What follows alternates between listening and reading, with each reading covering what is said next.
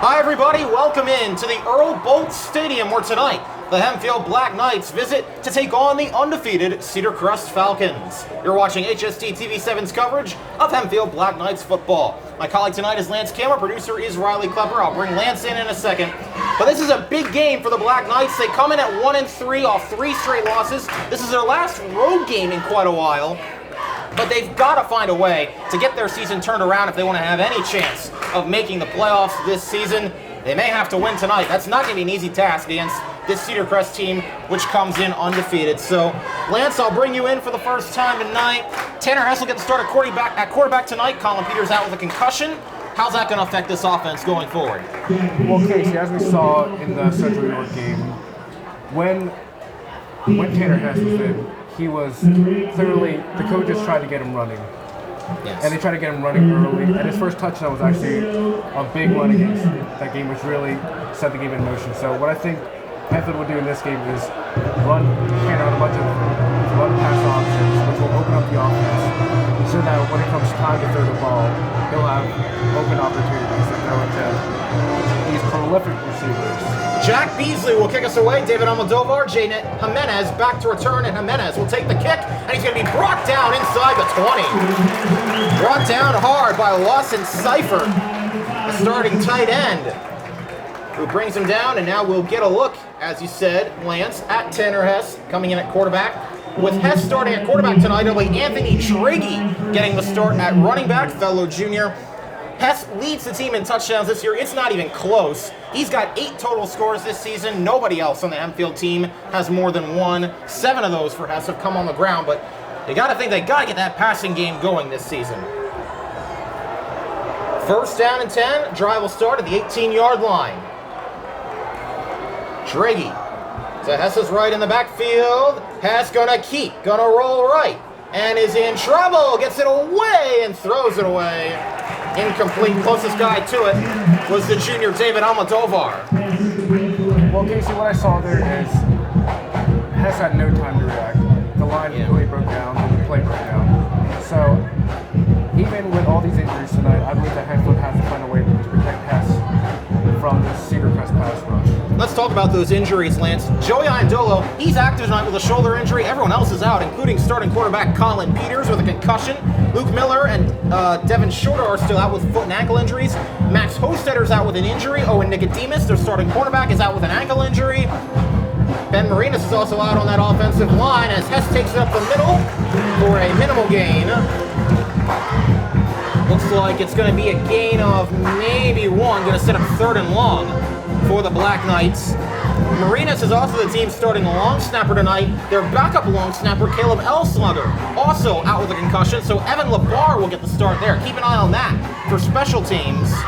But needless to say, there's a lot of injuries, and also the team's leading sacker, Gordy Hoover, is out with broken fingers. So this team, it's depleted in injuries, but they need some guys to step up. Let's see if Hess can be among those guys. On 3rd and 8 from the 20, it's a handoff to Draghi, who tries to power his way through the middle and still keeps those feet going, but he's going to be just short of the first down.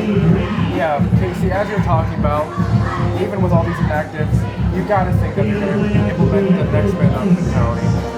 This Hempfield team this is a very crucial game. They've lost 2 in a row.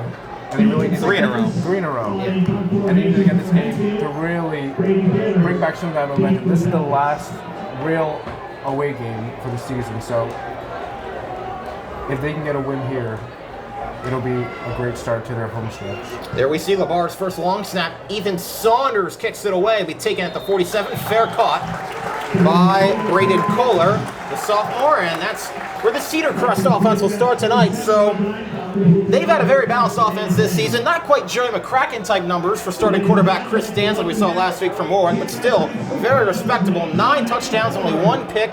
Completion percentage of 57.1 for Dans. He has been impressive through the air. And their starting running back is Tyler Cruz, who's got 7 scores on the year. He'll start in the backfield. And the drive will start at their own 47-yard line, and a flag down early as they sent Cole Miller in motion. Miller's one of 2 receivers who've had a big year for the Falcons so far this season. But let's see what the flag is.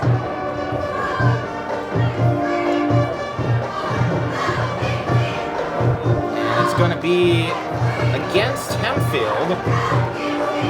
That's going to move the ball to the 48-yard line as it was an illegal substitution penalty for Hempfield. So not the way they wanted to start on defense.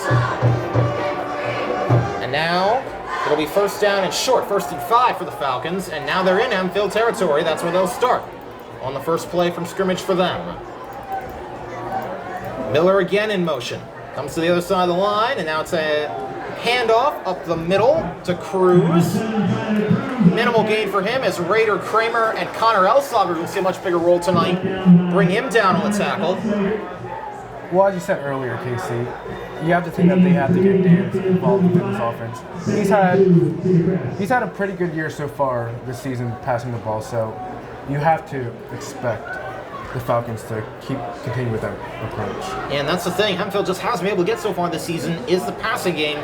Cedar Crest has had that advantage. Send Cam Davis in motion now. And it's a give. Again, nice move by Cruz, but he's going to be brought down while still trying to keep that pile chugging.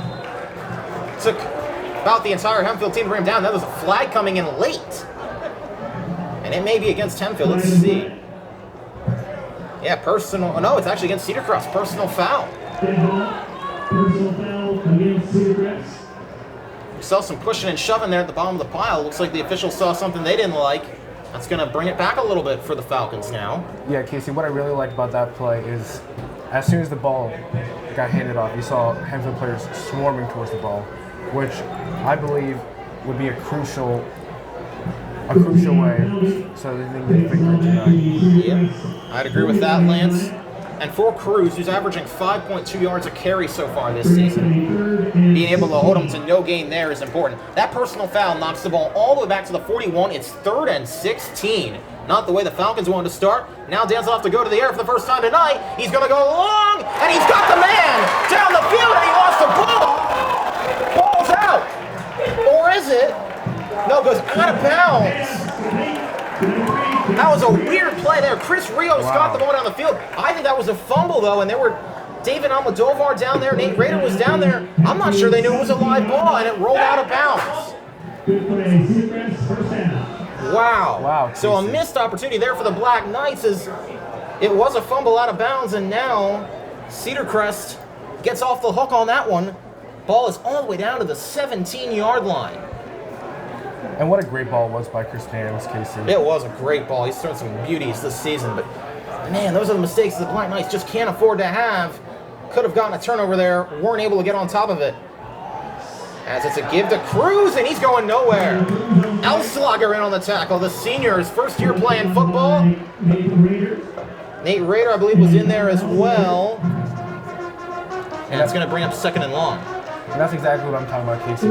That swarm the ball mentality. You see, if they don't give Cedar Crest any breathing room, we could be able to get some stops defensively and, in a way, control this game. Yeah, we'll see what happens as far as that goes. 2nd and 11, call it, from the 18-yard line. Dan's with Cruz to his left. Gonna throw in a short drop, and it's broken up by Sean Hammer. He's the guy that's got to take over for Owen Nicodemus, who's out with that ankle injury. Going for Lawson Seifert, but incomplete.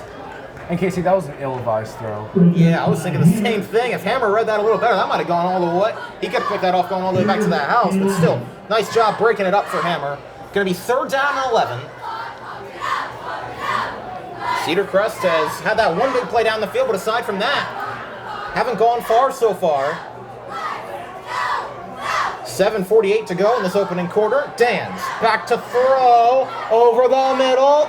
Incomplete, broken up. Ethan Kaufman on the breakup. Going for Seifert again over the middle. And that's going to be 4th down.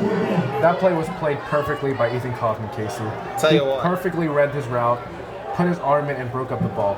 Great play by Hempfield. Kaufman's been a very underrated player on this defense this season. Makes a great play there. Jack Beasley is on to attempt what will be a 35-yard field goal to give the Falcons the first lead of the night from 35. Beasley is up, and he is no good. Missed it wide right. And Hempfield gets away with one, so they don't get the turnover on the fumble, but they force a 4th down and a missed kick, and now the Black Knights get the ball back, down by nothing. And Kasey, I just think that's great recovery by Hempfield. Yes. You think they get a quick 3rd and out, and they get a missed opportunity for the forced fumble, but they still put their heads down and play great defense. Great effort by Hempfield. That they do. Doing a nice job down them out there. Now let's see if their offense can answer. Tanner Hess, the junior quarterback. It's a junior backfield tonight. Hess and Draghi. And let's see, from the 25. That's where this drive starts. Hess, gonna look to throw again. Has some time. Gonna let it go. He's got a Menez, but it overthrows him and he's picked off. Intercepted by Braden Kohler. And that's been all too common a theme for this passing game so far this year, Lance. That's the 3rd pick of the year for Hess, 9th total. Looked like they were trying to force it down the field to Jaden Jimenez, who's been so reliable all season, but Hess just overthrew him by a little bit. Yeah, Kasey, the pass was completely forced. You could tell there's Falcons swarming all around the ball. It just was not a great play for Hess. No. So they get the stop, the missed field goal on defense, and now their defense has to go and try and do it all over again. 1st down and 10, ball at the 40 of Cedar Crest. So they still got a ways to go. From under center. Dan, that looks like a bit of an awkward play, but give to Cruz up the middle, and Cruz will go all the way. Tyler Cruz breaks through the middle, 60-yard touchdown, and the Falcons do take the first lead of the night. Number 8 on the year for Cruz. Kasey, that was a rough stretch by him. First, you get a great defensive effort, but then you immediately turn the ball over and give up a big play. Yeah. I have to think everyone has to get their A game back on and really swing the momentum back in their favor. Yeah, very true. Not the start to this game Hempfield would have wanted. Now Beasley, who just missed that 35-yard field goal, this one a little bit more makeable from 20, the PAT. Blocked! And I believe might have been Coffin who blocked it. Hammer also came across. I couldn't tell who blocked it there, but it was a great block. And special teams has not started out well for the Falcons. A miss and now a block from Beasley. And it's 6-0 with 7:27 to go in the first. Alrighty, so Lance, how does this Hempfield offense respond? Obviously, they start with a 3 and out, then they throw the pick. Now you give up that long touchdown. How can they respond? Well, I think they just have to go back to what's been working throughout the season, which is run the ball and get Tanner Hess to make explosive plays. We know he can make plays on his feet, so how we can get the offense back running is giving the ball to Tanner and letting him make big plays. Yeah, I'd agree with that very much, but let's see. Easier said than done, though. Almodovar and Jimenez are the 2 back teams to return.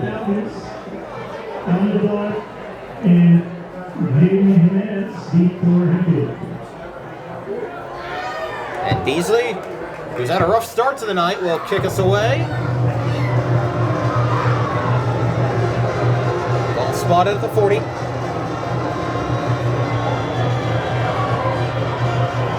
And Beasley away.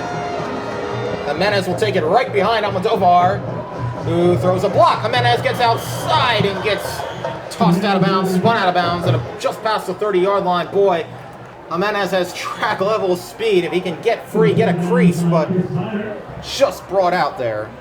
Yeah, Kasey, I believe Jimenez and Almodovar will be the key targets that Tanner Hess will be looking for tonight. If they do choose to pass the ball and stretch the field, those 2 guys can just completely speed through the entire defense. And you know they got to do that at one point. One thing to keep in mind, we talked about the injury to Ben Marinas. He also starts at left tackle. So Lucas Miller, the sophomore, is the guy getting the start at left tackle in his stead tonight. Sam Hess out wide to the left, Jackson Shand out wide to the right. Hess gonna throw out to Jimenez. Now trying to set up some blocks, and he's brought down.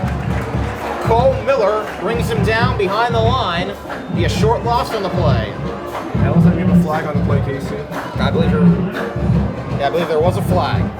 Let's see what it's on or who it's against. Face mask against Cedar Crest. That's going to give the Black Knights a first down.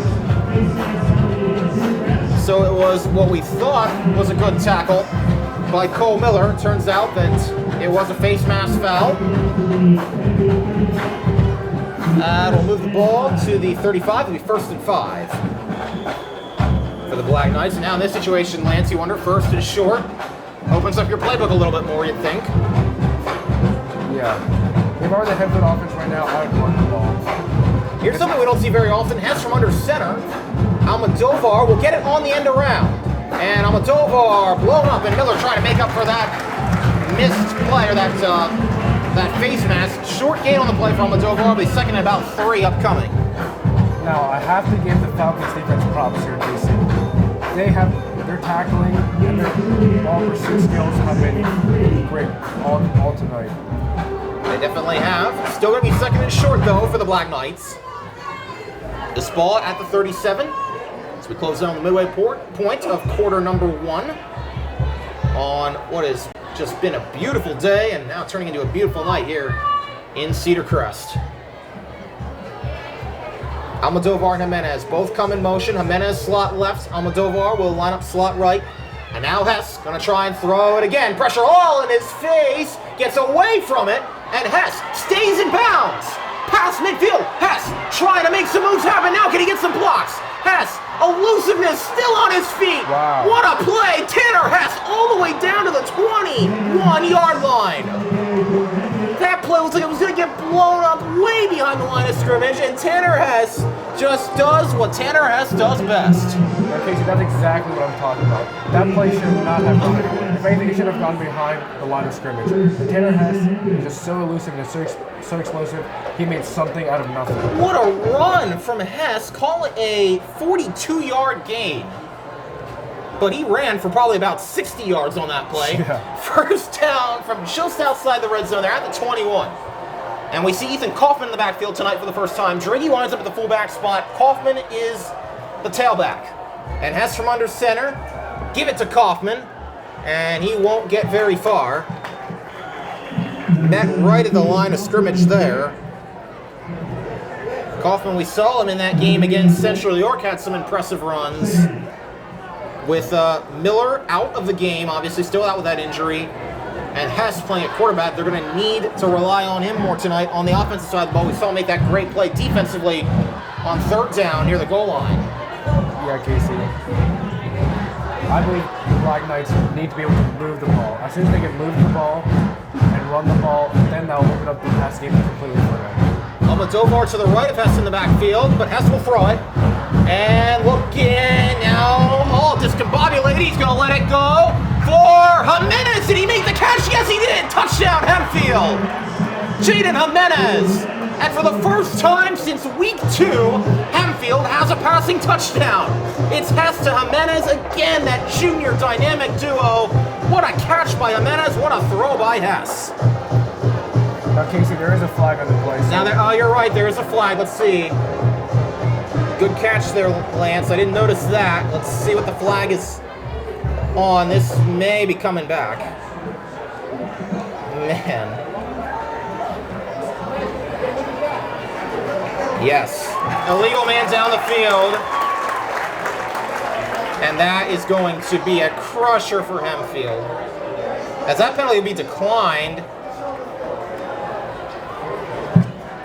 So there was another penalty there committed by Hempfield. That's going to take the touchdown off the board. It's going to set up 3rd down now. Man. I mean, Kasey, as much as I love seeing Tanner Hess make spectacular plays on the field, you have to think that his offensive line needs to block for him better. He's getting no time to react back there. That's true. And granted, some plays are designed screens that he can turn the other way, but still, yeah, I agree with you, Lance. That offensive line's got to do a little better job protecting him so far in this one. It's 3rd down and 15 now after the penalty. Ball to 26. They need the 11. So the touchdown gets wiped off the board. Let's see if Hess can make some more magic happen. He'll have to go to the air here. Still pressure all on his face. Set up a screen over the middle to Jimenez, who's going to get a minimal gain down to the 20. That's going to set up 4th down. And now let's see. This would be about a 36 or 37-yard field goal for Nick O'Neill, and will they bring him out? I believe they will. So Nick O'Neill, who has not made a field goal all season, he has though been 5 for 5 on PATs after the last 2 weeks. Here's where we'll see LeBar as the snapper, Almodovar the holder. Ball is spotted at the 26-yard line, so it's a 36-yard kick. O'Neal trying to make his first of the season. It is up, and it is no good. Looks like it might have been a little wide and maybe a little short as well, but no good for O'Neal. Yeah. And so now each team with a missed field goal in this game, and it's 6-0. Falcons will take over now at the 26. Now, Kasey, I have no problem with Hempfield taking a field goal. It was a bit of a stretch to think that they would go for fourth and risk turning the ball over. That's so true. I believe they made a smart play, and especially considering that the Falcons missed a field goal earlier. The game is still 6-0. Anything can happen. Yes, I'd agree with that. We'll see. Hempfield has been able to hold their own so far, but they can't afford to give another score here. Here's Cruz, and it's Kreider who gets in there now. The entire rest of the line has to come and bring him down. I'll tell you what, Tyler Cruz is a very powerful running back. That's what we heard in the scouting report earlier this week. A lot of people almost compare him. I heard one comparison, he's almost like a mix of LeGarrette Blount and Leonard Fournette. Yeah, Kasey. And you can tell based off how he is on the field, measuring in at 5'10", but 200 pounds. He's a mighty, mighty dude. You can say that again, Kasey. Let's see, though, if the Black Knights can contain him tonight. No gain on the first play. They send Seifert in motion. Seifert does get the ball, and he's got the first. Still on his feet, out to the 39-yard line before finally getting brought down. Sean Hammer was out there. A couple others assisted on the tackle, and that will move the sticks for the Falcons with under 3 minutes to go in quarter number 1. Now, Kasey, the Black Knights are doing a great job getting to the ball, but what they need to do is be able to execute the tackle. So far, they've been allowing the Falcons to be able to gain extra yards after contact. Well, keep in mind that Hempfield's 3 starting defensive ends, Max Ositer, Gordy Hoover, Ben Marinas, all out with injury. So maybe that's contributing to that as it stands up the middle, Cruz up the middle, my apologies, for a minimal gain. Looks like it's gonna be a gain of about 6 yards. Jack Burkhart was in there on the tackle, middle linebacker, who's had a great season to this point. 2nd and 4 from the 45. Waning minutes of quarter number 1. Dans, Seifert in motion, fakes it to him. Dans throws, coming back to it and batted away. Sean Hammer bats it away from Cole Miller. Now, Kasey, that was great recovery speed by Sean Miller. He was able to come back and just knock the ball out of his hands, which is just a great recovery by the Hempfield defense. Yes, it is. And with an even 2 minutes to go, it's 3rd and 4 now for the Falcons. Great play. We talked about Hammer. He's had to step up, obviously. Now pressed into that starting role outside. Let's see what he can do with it. So far, he's looked pretty good. Big play here. 3rd and 4 from the 45. They need the 49. Dans from under center. And they jumped. Was he drawn? No, I don't believe he was. That was... Let's see. Couldn't tell who jumped there. It may have been...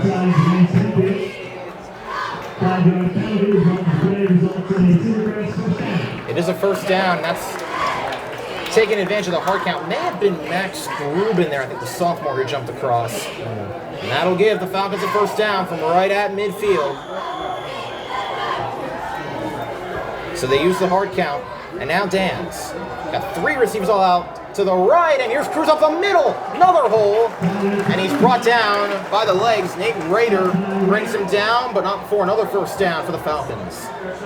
Now, Kasey, you can see the Falcons are just utilizing Cruz to just pound through the middle. They aren't stretching him out on outside plays. He's just going straight through the middle and bruising up our defense. Another thing that they're using is some tempo, and now up the middle again is Cruz. And he was brought down, I think, that's Will Alexander who brought him down on the play, and it's going to be 2nd and short. Yeah, Kasey, you have to expect the speech at halftime is going to be clog up the middle. We cannot let Cruz continually push us through in the inside and control the tempo of this game.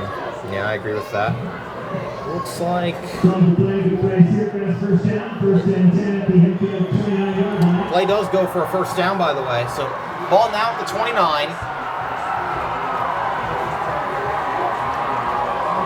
Falcons have been rolling up and down the field, but they've only got 6 points to show for it. They're trying to add more to it here. As it stands, Cruz in the shotgun, and now coming across is Miller.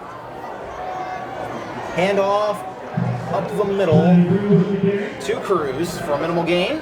Jack Burkhart in there on the tackle. So we've seen Hempfield, they've made a couple stops. They've been able to stop Cruz a couple times. But what they haven't been able to do is maybe keep from giving up some of those big chunk plays down the field. We'll see if that changes. Yeah, no doubt, Kasey. And I believe them continually using Cruz will eventually open up plays downfield for the Falcons. Down inside a minute in this quarter. Dance from under center again. Give Cruz.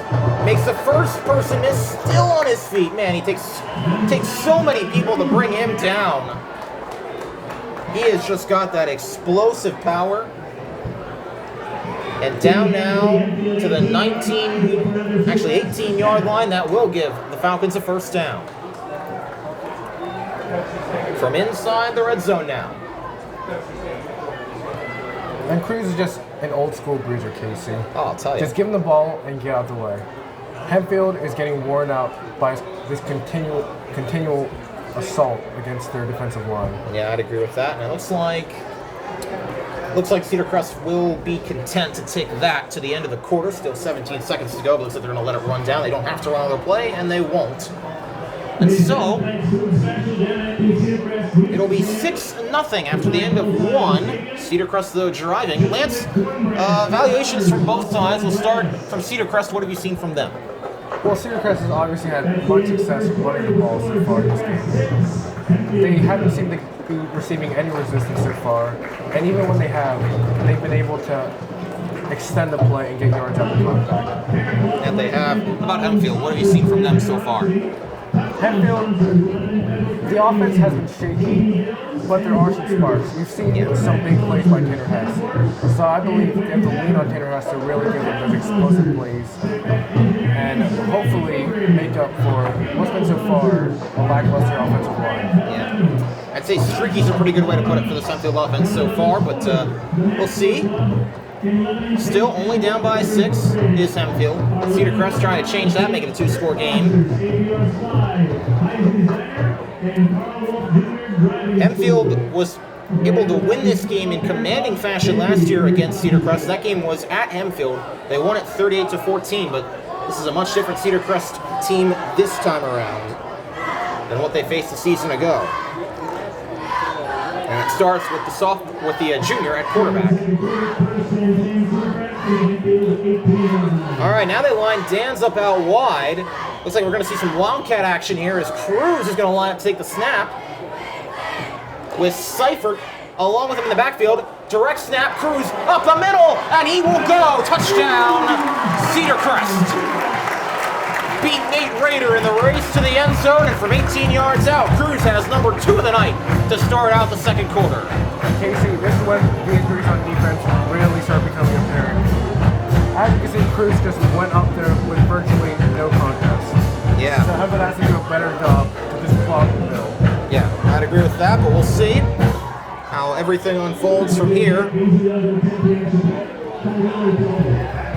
So Beasley, who missed the first PAT, this one, actually the first one was blocked. That one, though, is good. So it's a 13-0 game, and now Black Knights will get the ball back with a chance to try and answer. You know, obviously we know this is a big game for Hempfield, trying to snap this losing skid that they've been on, which obviously was punctuated by that big loss against Warwick last week. But what's got to be the key for this team right now? I mean, they've tried to push it down the field. Looks like they've been more aggressive with Hess, but it hasn't really worked too much to this point. So what do you think they got to do? Well, Kasey, I believe it becomes all just getting the offensive line to be able to protect their quarterback. Once they can do that, then they can open down the field to get it to their explosive targets, James Jimenez and David Almodovar. Yeah. But unless they do that, they're not going anywhere in the field tonight. No, but we'll see. Long game, a lot of football yet to play, nearly 3 entire quarters. And with Almodovar and Jimenez, you said that receiving duo back deep to return. We'll see if Hempfield can kick it out of neutral and get something going. It's Bizu kick us away.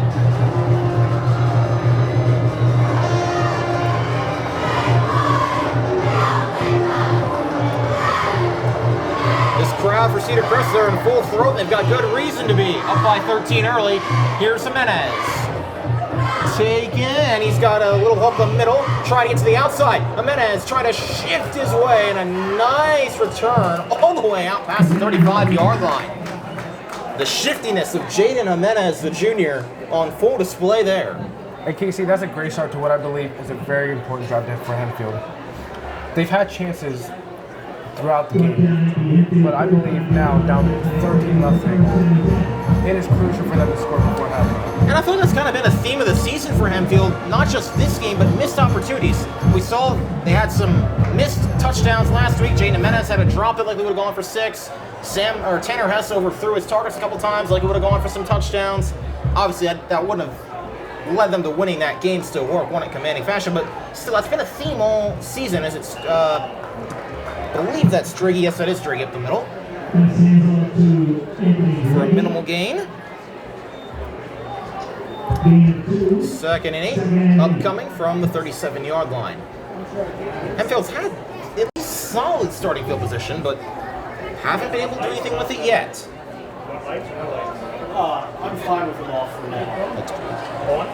If you can. Alrighty. This time back in the eye. Driggy lines up at the fullback spot, and Kaufman is the tailback. And they'll give it to Driggy up the middle, and he's not going anywhere. Brought down by a swarm of Falcon defenders. Now, Kasey, you could tell that the Falcons have done their scouting report on Hempfield too. They are stacking the box against the run. Yeah, they are. So they are essentially daring Hempfield to let Tanner Hess beat them through the air. And that's when that loss of Luke Miller kind of starts to come back a little bit more. Because we know he can provide that explosiveness, but obviously not when he's not healthy. 4 receiver set for Hess. On 3rd and 9, big play at this point in the game. Hess drops all the way back. Now it's a scramble. Now he's going to have to run. Can he get to the marker? He will cut his way. He's going to get very close. Let's see if he got it. It's awfully, awfully close. It's going to depend where he went out of bounds.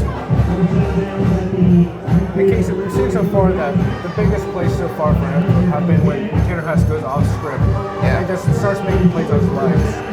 And this is 4th and 1, and a bit of an interesting decision here to punt it away. Down by 13, 4th and 1 from the 44. Saunders going to see if they can punt it deep. And Saunders gets it away. Nice kick. And taken at the 23-yard line by Kohler, who is brought down at about the 36. So I'll ask you, Lance, you surprised a little with that conservativeness? 4th and 1, down by 13, instead of maybe trying to go for it and risk giving the ball back to the Falcons in really good field position. They decided to kick it away and give it back to them. You a little surprised by that? I'm not too surprised, Kasey, because it is a very risky play in the end. Yeah. They're starting back in their own side of the field, and there's still 10 minutes left. So if this Hempfield defense can get a quick 3 and out, I believe they're right back in this game. Well, we'll have to see. But that's what they need right now. They need a 3 and out, or need a way to get this ball back. They got to find a way to stop Tyler Cruz. He's got 2 touchdowns early on in this one. And they'll give it to him again. Cruz. Burkhart can't get him, and now still on his feet. Oh my goodness. Tyler Cruz is just powering through people right now.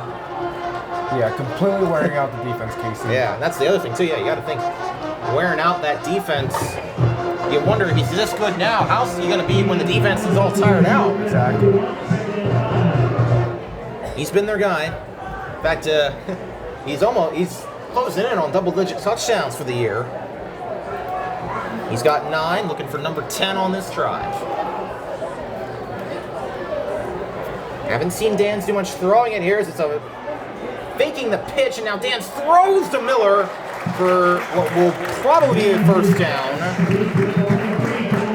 So a little play action. They fake the jet sweep and then throw it out to Miller. Nice call there for a first down for Cedar Crest. And that's exactly what I'm talking about, Kasey. Cedar Crest has pounded the ball so much that they almost open up the field for Chris Dance to throw some very beautiful ball. Yeah, that's one of the keys that I think we focused on early on in this game. Got two very good rushers in this game, Tanner Hess and Tyler Cruz. And you think maybe whichever one gets going first.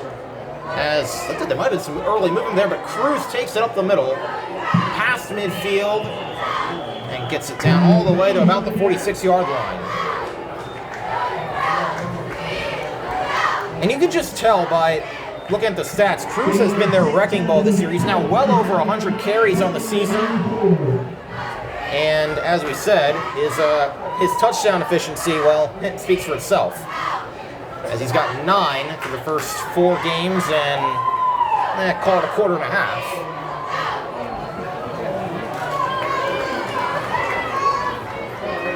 He has been the guy so far.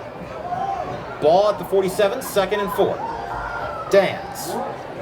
Dropping, firing for Miller. Can't bring it in. Tried to bring it in one-handed. It was a little out in front of him. Nicely covered by David Almodovar, who gave up that one big completion earlier, but he makes up for it there. Nice play. 3rd down and 4 upcoming, and now Lance, you wonder if maybe this would be 4-down territory for the Falcons from here, but if they can get a stop here, that'd make things a lot easier. Definitely, Kasey. And on that last play, you saw David Almodovar cover that very well. He made it hard for the receiver. Yeah, definitely did. Was able to slow him down, and Dan's just wasn't able to quite get it to him. So here we go. Pretty big play. 3rd and 4. Dance. Seifert in motion. We'll split to the other side. Give. Cruz has the first, has more. Now trying to bounce off tackles, and he's finally brought down. And was the ball out? Yeah, it looked like the ball came out, but was he down first is the question. I think he was. And I think Cedar Crest will retain possession. I thought I saw either Almodovar, I think it might have been Almodovar, strip that ball out, but I believe that Cruz was down. And it's a first down for the Falcons. Down to the 36-yard line. And Cruz has just been a wrecking ball so far, Kasey, hasn't he? He definitely has. Miley Cyrus maybe said it best when she said that he came in like a wrecking ball. He has been just that tonight. All right, from the 36, 1st and 10. And this time he's not going anywhere. Burkhart was hanging on for dear life to try and get him down. He was able to bring him down along with Aiden Power. Power is one of only 2 healthy captains tonight for the Black Knights. They have 5, but Max Hostetter's out with the illness. Luke Miller's out with that foot injury. Colin Peters is out with that concussion. So it's just Power and Shan. Those are the only 2 active captains tonight for the Black Knights. 2nd and 11 now after the loss of 1 on that play. Just over 7 minutes to go in quarter number 2. Dan's going to roll right. And look, got some room. Now fires, and he's got his man, it's Kohler. He's brought down. Nick Stauffer was out there on the tackle, and I believe Hammer was the other one who made the play. And it is a first down for Cedar Crest back at the 21. And now, Lance, I beg you that question again. Obviously, the decision to punt, it's smart if you can get a stop, and Black Knights haven't been able to do that so far. Of course. But, and I believe it's crucial for Hempfield to be able to make those stops when it matters the most. Yeah. And as we said, they're playing with a depleted defense, but still, let's see. Give to Cruz. Burkhart able to get him down that time. And Burkhart a little slow to get up after that. Looks like he might have landed a bit awkwardly. Let's see. Yeah, he's still down. They're going to call a timeout. Yeah, Kasey, the landing looked a little bit awkward after the tackle. Yeah, you could look as he was trying to bring Cruz down. He got kind of just, it looks like he just kind of got brought down funny, maybe on that back. And for an already depleted defense, this is not what the Black Knights needed. Arguably their best inside linebacker Yeah, Kasey, this would be a huge loss if Burkhardt doesn't come back in the game. We'll see. And he's talking to the medical staff right now, and they're going to attend to him. And I'm sure, knowing Jack, that he just wants to. He's going to want to get back out there, but let's see. They're going to help him up, and he looks. Yep, he's going to jog off. So I think we'll see Burkhardt back in, but he'll have to come out for at least this play. That's good to see for Burkhardt. Now, 2nd and 8 upcoming. And I believe before that play, Kasey, we saw 2 great Hempfield stops on Cruz. So I believe they're starting to begin to figure out how to stop Cruz, which is a great thing for the Hempfield defense.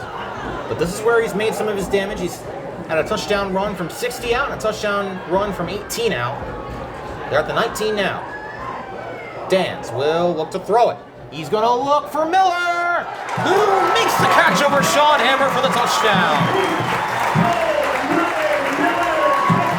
Cole Miller, that's touchdown reception number 4 on the year for him. And that one gives the Falcons now a 3-score advantage. And Kasey, that was just a classic jump ball. Cole Miller just wanted the ball forward. Yep, was able to adjust to it better, got up over Sean Hammer and make the play. And now we'll see if Beasley can put the PAT through. This is making a 20-0 game. And I think some people maybe question the legitimacy of Cedar Crest's undefeated schedule. As this being their first league game, is that kick is good. But I think they're showing their worth tonight. Up by 20 early, and we're not even halfway through the 2nd quarter yet.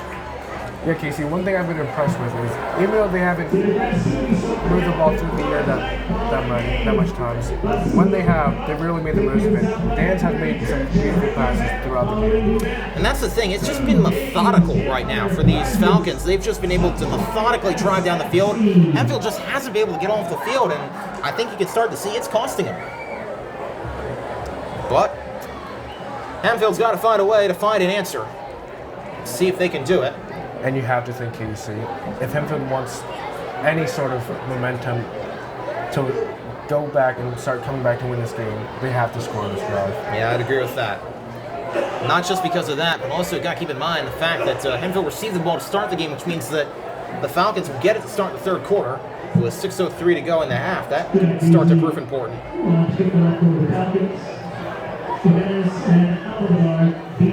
Menez and Almodovar back deep to return once again. Menez had a great return last time. Let's see if we can do it again. That'd be just what the doctor ordered if he can pull that out. Beasley, that's a go. And this time it'll be Almodovar taking it. And can he get the blocking to form down the sideline? And he's brought out, or is he? No, still on his feet. Able to stay in bounds, grind out a couple extra yards down to the 39.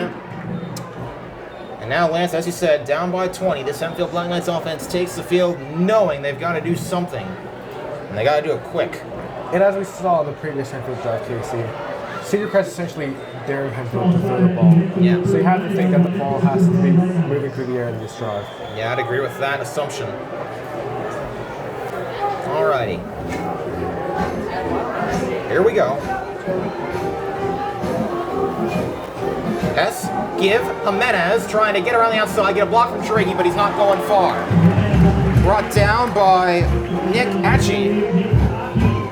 Aki on the play, and minimal gain for Jimenez as they try to get him going in the open field. And you've seen Hempfield attempt a few times those screen passes and screen runs, and so far none of them have been able to break free for any meaningful yardage. Yeah, not yet. But we'll see. Ball at the 41, 2nd and 8 upcoming. Jackson Shand is lined up out wide to the right. Hess lined up out wide to the left. But it's Triggy on the handoff up the middle, and with Sean Kramer in there blocking along with Aiden Power, Triggy gets a couple yards down to the 45. 3rd and short is what's going to be upcoming now for the Black Knights.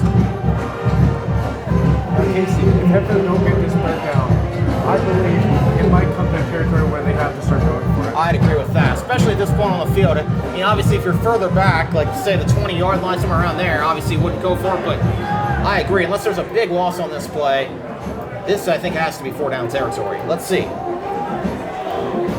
Hempfield's hoping they don't get to that point. Hess.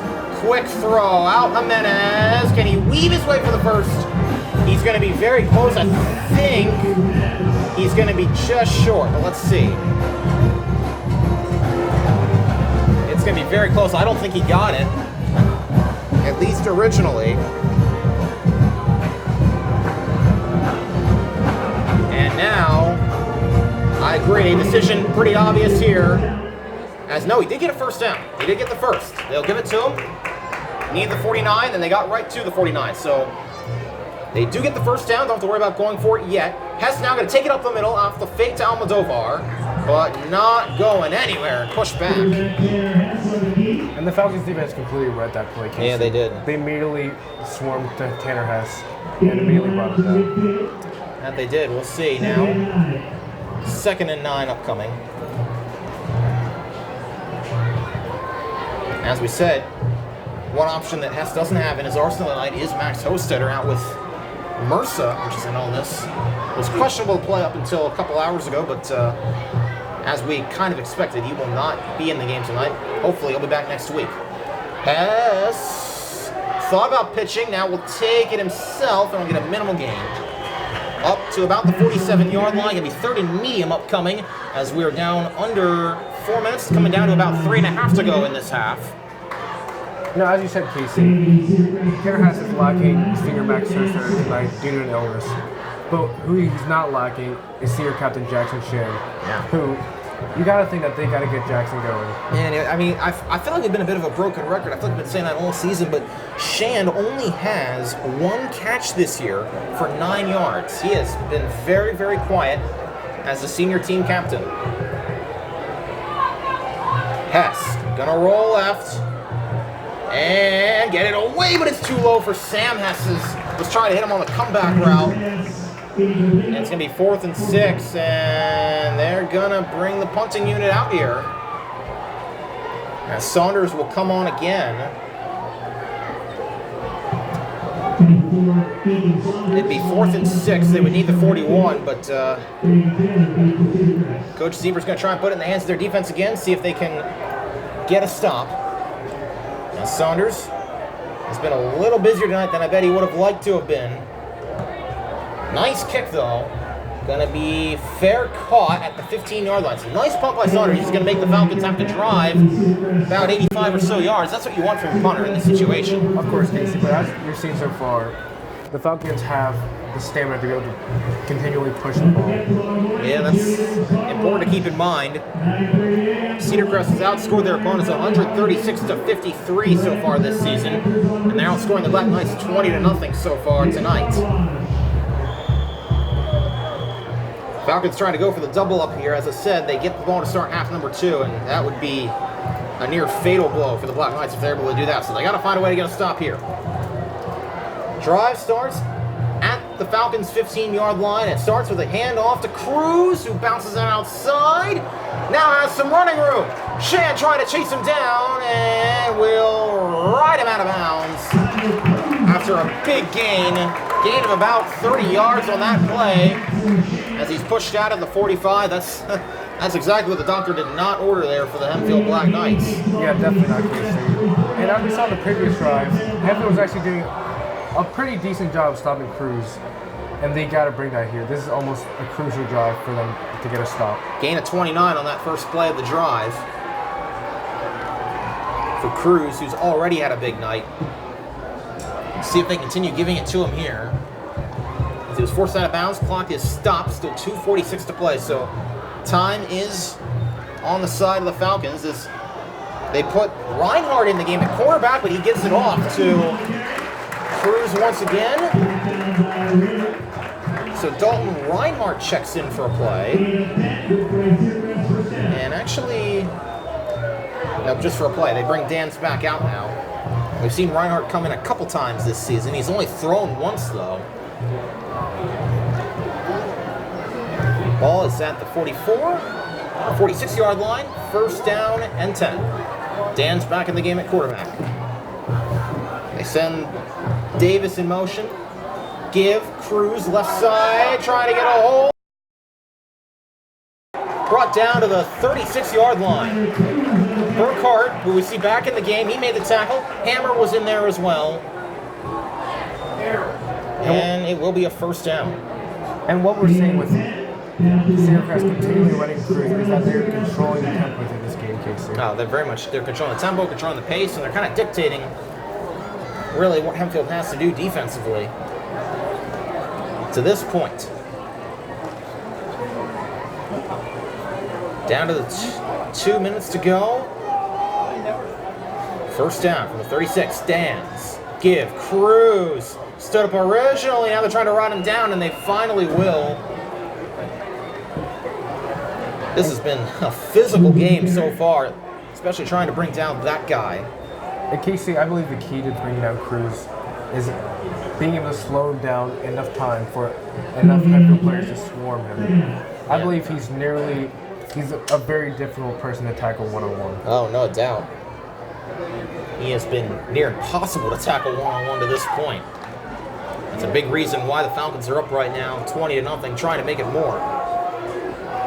Second down from the 36. Dance. Everybody going long. Looking long. Incomplete as it was. I believe that's Miller, who was trying to come back to the ball. Well covered as, it was Cole Miller who was trying to adjust to the ball. Sean Hammer was in coverage. Third down and 10. With 1:04 to go. The Black Knights can find some way to get a stop here. That'd be crucial. And now Reinhardt comes back in the game at quarterback. So they'll take Dan's out for a play again, and we'll see the junior get another shot from under center, and Tyrese Stewart is also in the game.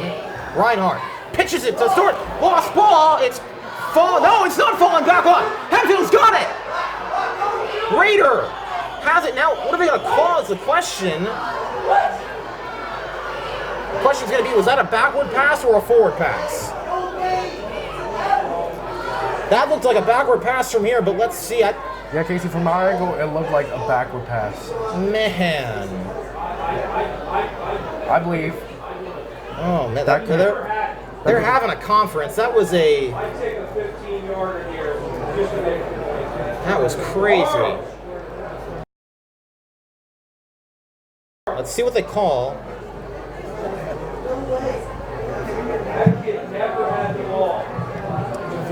Not sure how they would call that. That's a little befuddling. We obviously don't have the replay to look back on it on camera, but it did look like a backward pass from here, and if it was, that would be a fumble. Hempfield recovered, but that's not how they'll call it.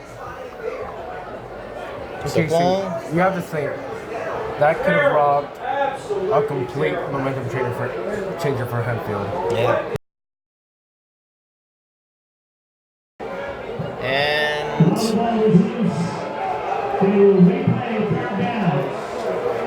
they'll call it third down.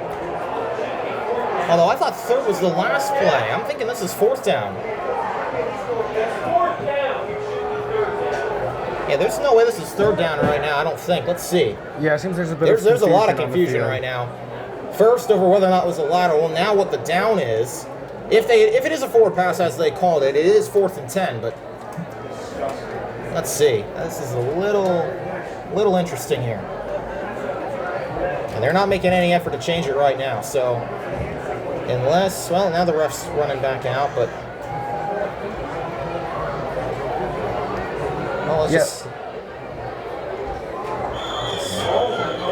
Nope, they're going to keep it third down. So Cedar Crest gets a gift-wrapped present right there, maybe two of them.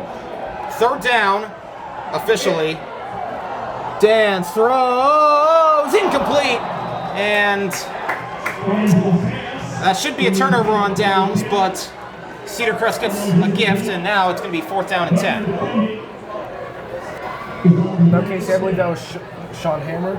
Yeah, Sean Hammer on the defensive side there, and well, looks like Cedar Crest will go for it on 5th down.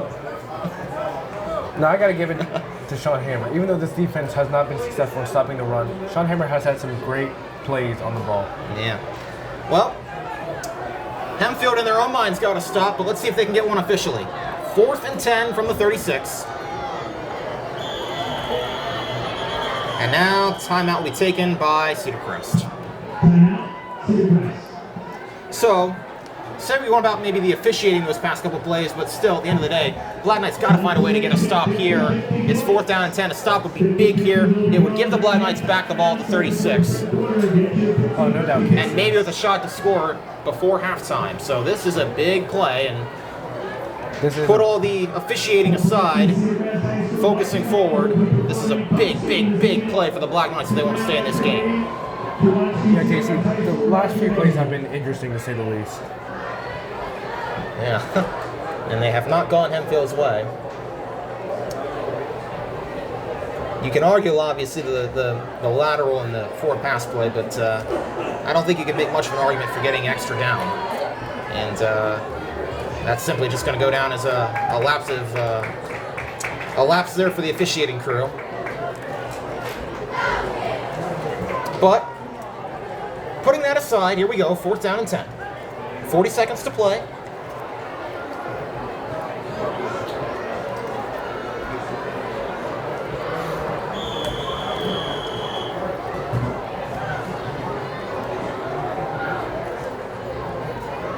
And Dan's gonna roll right. Look to throw, incomplete, and it took 5 plays that time, but they do get the stop. And with 35 seconds to go, the Black Knights get the ball back. And Kasey, that's a great stop by the Black Knights. Now they don't risk trailing by more before half. Yep. And if they manage to drive down the field and get a big play, it could change the momentum of this game. Well, this is kind of similar to a situation we saw where Tanner Hess was in a quarterback. He can't remember a quarterback against Manheim Central. They were down 17-0. Led touchdown drive to end the half. Led touchdown drive to start the second half. Need him to do something like that again if Hempfield's going to stay in this one. 35 seconds to play. Low snap. Hess going to roll left. Fire. He's got a man. Brought down is Sam Hess. It's a 1st down, so they'll stop while they reset the chains. 28 seconds to go. Ball's at the 48. And Kasey, there's no doubt we're going to start seeing some balls fly before the end of the half. And they have to. Hess is going to keep it up the middle. Spin his way out and down inside the 45. And now 19 seconds to go. And you think, and yeah, I believe Hempfield's going to take a timeout there. So they finally get the senior receiver, Sam Hess, involved. That's only his 6th catch of the year. Hempfield takes their first timeout, 17 seconds left. Ball at the 45, 2nd down and 3. And Kasey, I believe it was an interesting play calling decision to have Tanner Hess take the keeper. I believe when there's only 17 seconds left before the half, the ball needs to start going through the air. We'll see. Still got 2 timeouts to go, I believe, do the Black Knights. So they still have that in their arsenal, and they're going to reset the clock, I believe, to 20 seconds. I believe that's when the timeout was called.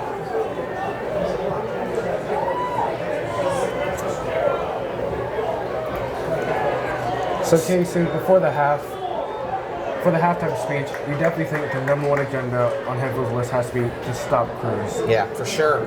I mean, they've been able to stop Dan's through the air pretty well. Sean Hammer's had a great game to this point, coming in for Owen Nicodemus, but we'll see. Keep in mind, remember, Hempfield down to their 3rd string long snapper in Evan LeBaire, so if they have to kick here, that's one thing you got to remember. But they need a chunk play first.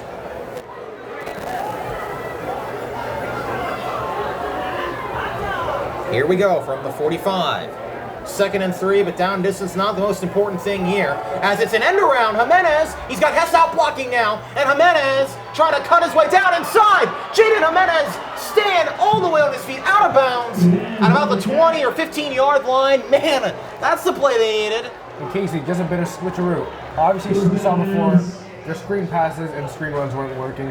So Hempfield simply did a double switch. Yeah, double reverse. That's just what the doctor ordered. 10 seconds to go.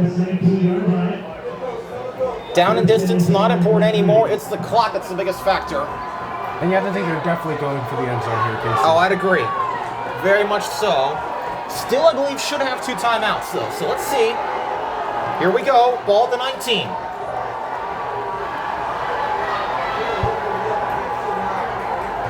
Ten seconds to go in the half. Hempfield trying to stay alive. Hess. Pressure coming. Throws. Jimenez! Lost the ball. That was incomplete. Incomplete. Jimenez could make the grab, and now with 3 seconds left, this is going to put the Black Knights in an interesting situation. And will they call on O'Neal here? It looks like they will. So Nick O'Neal, who has not made a field goal through 4 games and 23 minutes and 57 seconds, will come on and try to erase that goose egg. Ball is spotted at the 28-yard line. So we have 38-yard attempt. This is his longest attempt, and before we go, there's a flag down. And I believe it's going to be a false start. Yes, it will. Man, well, now what do you do? Yeah, that's an absolute killer penalty for Hempfield, Kasey. And now you see the offense. They're coming back on the field. I think this is going to be out of number 43's range. They're going to bring Hess back out. Ball will be placed at the 24-yard line. And this will be, in essence, the final play of the half. Alrighty. So no longer in field goal range. Hempfield going to try and go for 6. All or nothing, 1 play to end the half. Let's see. Can Hempfield punch it into the end zone? Pass. Looking. Uncorks a rainbow for Shand. Who caught it? Touchdown, Jackson Shand. Oh, my. What a catch from the senior. Now, Kasey, that's unbelievable. Wow. They finally get him involved. We've been waiting all year. His second catch of the year is a 24-yard touchdown, and the Black Knights are right back in it. Oh, my goodness. Kasey. Shan just got over the defensive back, made the grab. That's unbelievable. Absolutely spectacular by Shan, Kasey. Oh, my goodness. That might be catch of the year. That's crazy, at least for the Black Knights. And I guess you could call it a Hail Mary from Tanner Hess, as we'll see if O'Neal can put the PAT through, and he will. Wow. Man, wow. What an end to the half there. I'm speechless, Kasey. Well, I'm speechless too. Hess, just a clutch throw, and Shan, the captain, finally making the play. And Hempfield will go into the locker room only down by 13. Oh my goodness. Alrighty. Well, for my colleague Lance Kim, producer Riley Klepper, we will see you on the other side of the half. This game just got a whole lot more interesting. It's 20-7, Falcons up over the Knights. Let's see how half number 2 goes. And hi everybody, welcome back to the Earl Bolts Stadium, where the Cedar Crest Falcons are taking on the Hempfield Black Knights. Tell you what, for the first 23 minutes or so, it was all Cedar Crest. They were on to a 20-0 lead. They were able to get a stop on, the Black Knights were able to get a stop on 4th down. They got the ball back with 35 seconds left at the 36, drove it down the field, 64 yards, final play of the half. Finally, they get it to Jackson Shand, 24-yard touchdown pass from Hess to Shand to get Hempfield back in this game. But now Cedar Crest will get the second half kickoff from Nick O'Neal. So, Lance, we'll get to your halftime adjustments in just a second. But first, let's watch this kick, see what Cedar Crest can do to try and answer that last-second score by the Black Knights. It's going to start with a touchback. Alrighty, Lance, so we'll start with the Black Knights. They're down. What do you think they were talking about in the locker room? Well, as we established at the end of the first half, definitely stopping Cruz. He is, so far, a big part of the Cedar Crest offense. Yeah. If they can stop him... Emphasis on big. Yeah, definitely. If they can stop him, they'll be able to open up other parts on their defense. Another thing is just trying to get their offense going, whether it's through, we saw a double reverse before the end of the half. Yeah. So if they can get that through, then they can kickstart their offense. And that's what set Hess up to throw that last-second touchdown pass to Shan with 3 seconds to go. All right, here we go. First down, give Cruz up the middle, and he's not going anywhere. Yeah, great start so far, stopping Cruz and not letting him get any big plays down the field. You can't help but wonder how much that touchdown at the end of the half might have rejuvenated this Hempfield team. They were just back on their heels that entire first half.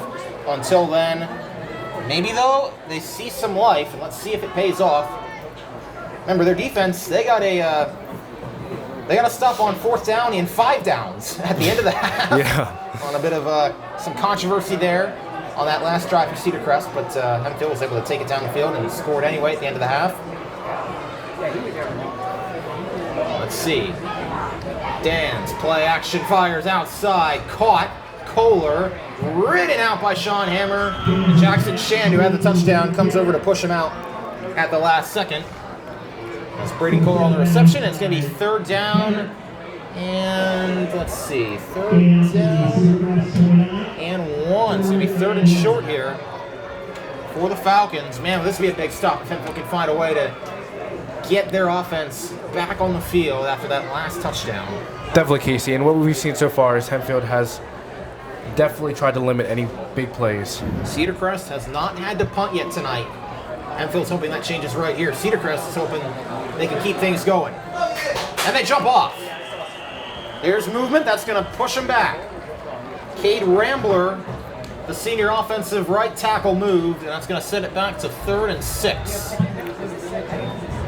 So we saw Hempfield get drawn offsides earlier in the game. That time, Cedar Crest is the one who jumps first. And going to half, Kasey, obviously, even though Hempfield were down, that last second touchdown definitely rejuvenated them and definitely has shifted the momentum towards them at the beginning. And I feel like this crowd right below us, they've quieted a little bit too. I think they understand that Hempfield, they've got the momentum right now. Cedar Crest trying to take it right back.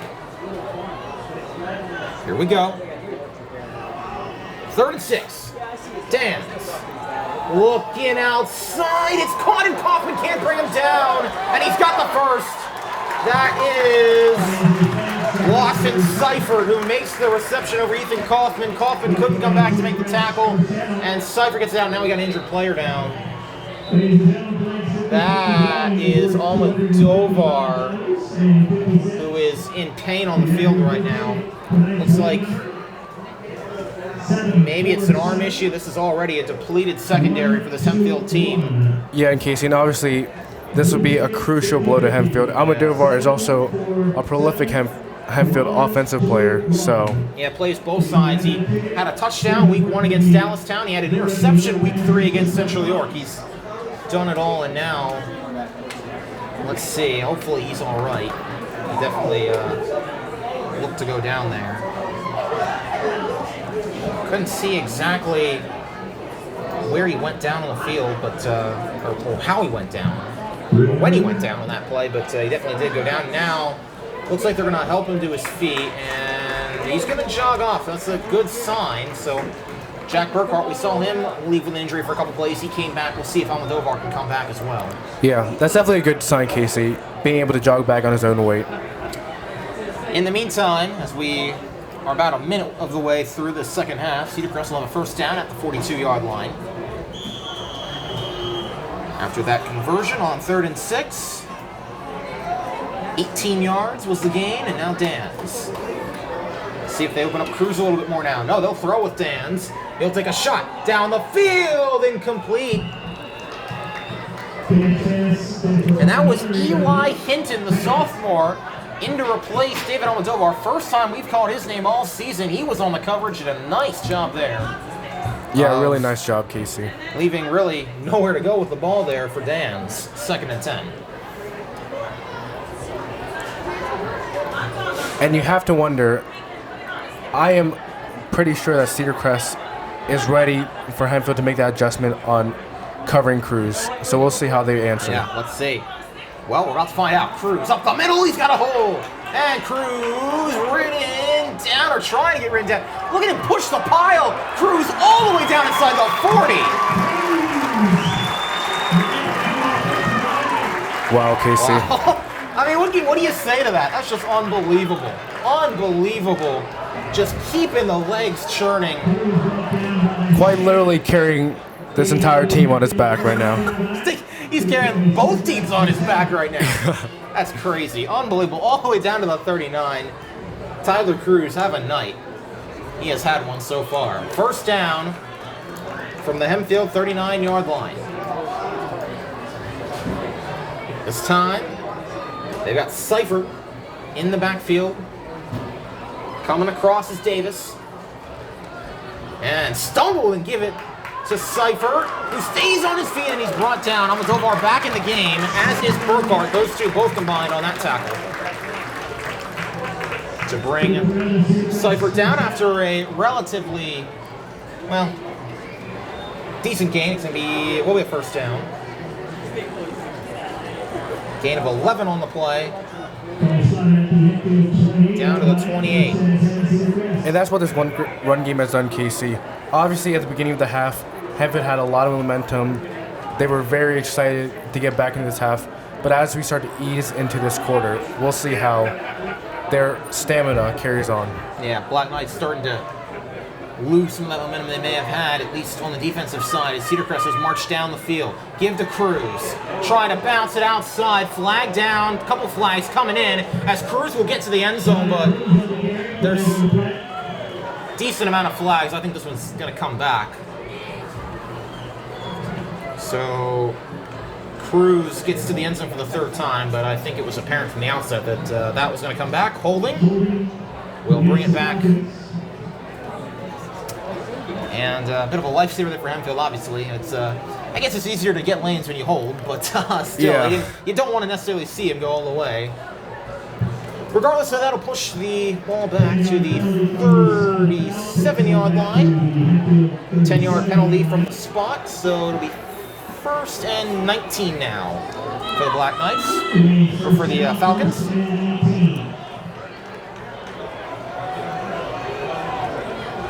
Everybody kind of shifting around here. Christian Morales out wide to the right. I haven't called his name yet tonight.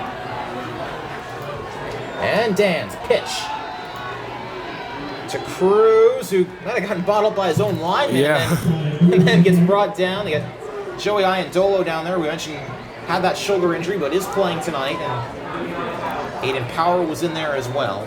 Going to be second and 15, so they get some of that penalty yardage back, but not all of it. Yeah. And Kasey, the question becomes, after a while, if Hempfield cannot stop the run, should they start selling out for the run? I think that becomes a question for the coaching staff. Well, that's the thing, though. We've seen Cedar Crest beat him through the air once tonight for a touchdown. This Falcons team, they've got a very balanced attack. Let's see how Hempfield can respond to it. A lot of people up close to the line. Dans fires outside, no, dropped. Miller would have had a first likely, but it goes incomplete. Ethan Kaufman was over there, but he didn't have to do too much on that play. It went through the hands of Cole Miller. Third down and 15 now for the Falcons. They're at the 33. They need the 18. Still 9:03 to go in this third quarter. It's felt like a lot longer than that for this drive for the Falcons, but definitely. they've taken it down the field. But crucial play here. Let's see. Dan's play action. Looking. Going to Seifert, incomplete. And it may have been Hess who got a hand on it.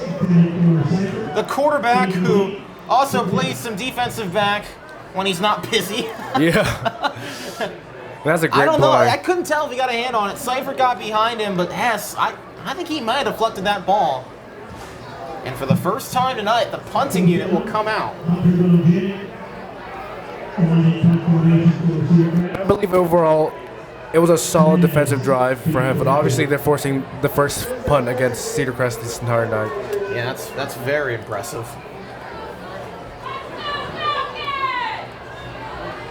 As the punt will go away. And it'll be a touchback.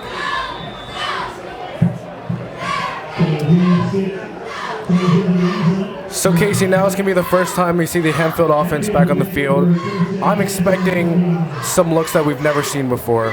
I think they're going to try to throw many different looks at this Cedar Crest defense. Sorry, just to try to throw them off. I'd agree with that. I mean, I think right now the Black Knights, they've got the momentum. I think we question whether or not the Falcons are getting it back, but that stop right there I think gives it back to the Black Knights. And now let's just see, can they go down and make it a one-score game? And Tanner has to, as we said, it's almost so reminiscent of the situation he was in against Mannheim Central. He led the team down the field at the end of the half, and now their first drive of the half. Can he make it back to a one-score game? Hess going to take it, gets a nice block from Draghi, but gets tripped up. As it was Scaponi on the tackle. And Kasey, even though the first half was a bit one-sided on Cedar Crest's favor, if Hempfield can score here, they're right back in the game with Cedar Crest. Yeah, I agree with that. Gain of 3 on that play. 2nd and 7 upcoming for the Black Knights.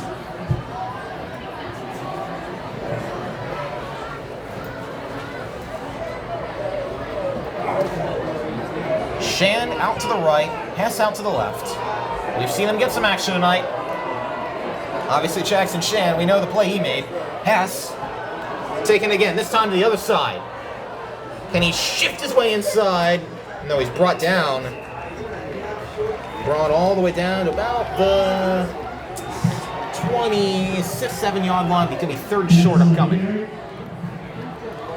They needed 30 for a first, and we'll see where they spot it. Looks like it's going to be spotted at the 28 yard line, so 3rd and 2. Now, Kasey, it's interesting. You're finally seeing Hempfield be able to utilize Hess, which I believe is their greatest weapon on offense. Oh, definitely.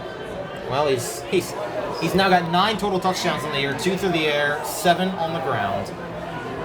This is a big down here, 3rd and 2. This is no gimme, but Draghi will power forward, and he will get it. Draghi gets the first. New set of downs for the Black Knights, trying to put an impressive drive of their own together.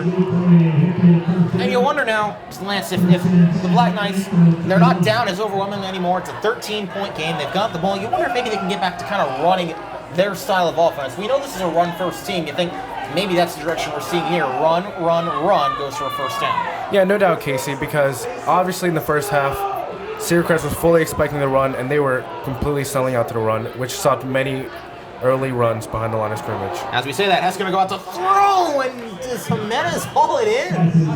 Yes, he does. That was contested all the way. So I believe it was Kohler up there defending, and that was kind of a jump ball there on a little out route. That's about as exciting of a 4-yard reception as you'll see. As Jimenez makes another great play, and 2nd and 6 upcoming. Draghi now to the left of Hess. A little bit of movement. Now Almodovar comes low. Snap. Give. Almodovar trying to cut it up the middle, and he's going to get very close to first down yardage. We've seen Almodovar get some carries on offense in this one so far, and yes, it will go for a first down. I think he might have been marked short originally, but he will get it.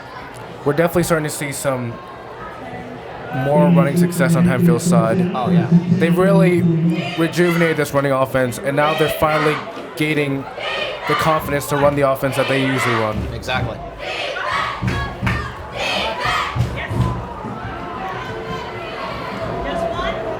Got Jimenez trying to get the play slot right. Shand to his right, out wide right. Hess going to keep it up the middle on a read option. And he'll get it for a few yards out to the 45. Now, Kasey, you have to think with all this running, this sets them up in perfect position for a play-action pass down the field. To throw the ball. We'll see. See if they can get those outside defenders for the Falcons to bite on that one. 2nd and 6. Yeah, at some point, you got to think they're going to sell out to stop the run, and if they do, can Hess get it through the air? Seen a couple misfires from him, but we've also seen some great throws. Hess, give Draghi up the middle. Draghi's kind of been more of their ground and pound guy. He doesn't maybe have the elusiveness that Tanner Hess or Luke Miller have, but when you need him to get a couple yards up the middle, he's usually pretty successful. Yeah, no doubt, Kasey. And I believe, even though it's not the most flashy plays in the world, getting those 4 or 5 yard gains is crucial to being able to control the tempo and controlling the pace of a game. 3rd and 3 for the Black Knights. They're at their own 48. They need the other 49. to get a first, and you do wonder if this would be 4-down territory if they don't get it. But let's see. Hess rolling. Can he get the angle? Yes, he can. First down before being brought out by Cole Miller, who had the receiving touchdown earlier. But that moves the sticks once again, and Hempfield with an impressive, methodical drive down the field into Falcon territory once again. Yeah, no doubt, Kasey. Hempfield's basically taking on the approach of, we're going to run down the ball until you stop us. If it ain't broke, don't fix it. Right now, it ain't broke. Once again, 4 receivers set. Haven't seen this team, obviously without Max Hostetter, really haven't seen them use a tight end. Connor Elslinger would be their starter, but haven't seen him on the offense tonight. Low snap again, Draghi up the middle. Gain of a few. Looks like a gain of about 3. For Anthony Draghi, the junior running back. Call it 2nd and 8 from the 45. This drive taking some time off the clock, down to 4:22 in the third. And let's see here. Looks like an official timeout there, I believe. Or was that called by one of the other teams? Yeah, I'm not completely sure, Kasey. I might be checking the spot. I'm not 100% sure. Regardless, out back come the offenses now. 2nd and 8 again, and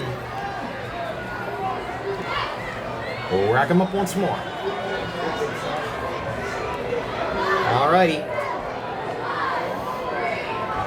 2nd down and 8. Hess takes it himself again. Now trying to hang on to the ball. Spin forward, lunges forward for close to a first down. And Hess making a little more out of nothing there.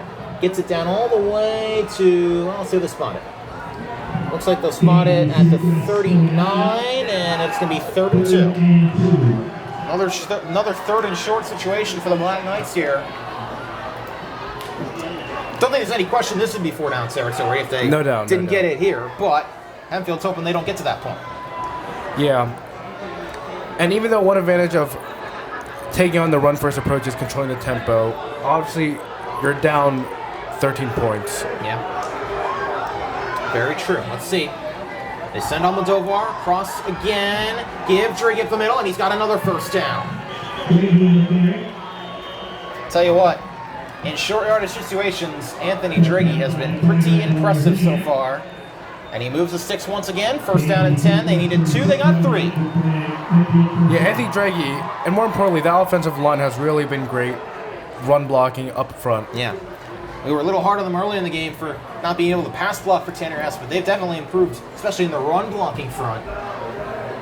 Got to give some love to that O-line. And a little extra, especially to that left tackle, Lucas Miller, who's having to come in and make his first start tonight for the injured Ben Marinas. Here's Hess. Give Draghi again. He's got a hole. Draghi! He's into the field. He's going to score. Touchdown, Anthony Draghi. 1-score game for the Black Knights. Wow, Kasey. Now, Kasey, 2nd of the year for Draghi. That's absolutely amazing. You saw Draghi is constantly going in 4 or 5 yard gains, 3 yard gains, until the point where he's just able to break big for a crucial touchdown for the Black Knights. Remember when we thought this was maybe going to be about a 35-0 game at this point if Cedar Crest was able to double up? Well, hold their horses, everybody. Nick O'Neill trying to make it a 6-point game. See if he can make it. Regardless, it's still a 1-score game. High snap from LeBar, and that one is good. And O'Neill, I'll tell you what, he has been impressive on PAT. Started out the season rough, but he's now made his last 7. Yeah, no doubt. Nice job for the converted soccer player. Yeah. And it's 20-14, and the Knights have all the momentum in the world right now. And now the pressure falls on the Black Knights defense.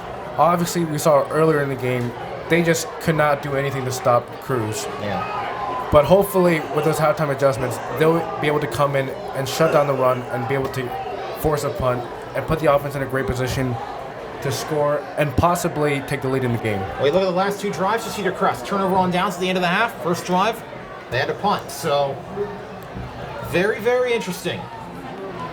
Can Hempfield keep the momentum going? Cedar Crest is hoping the answer is no. Black Knights are hoping the answer is yes. Let's see.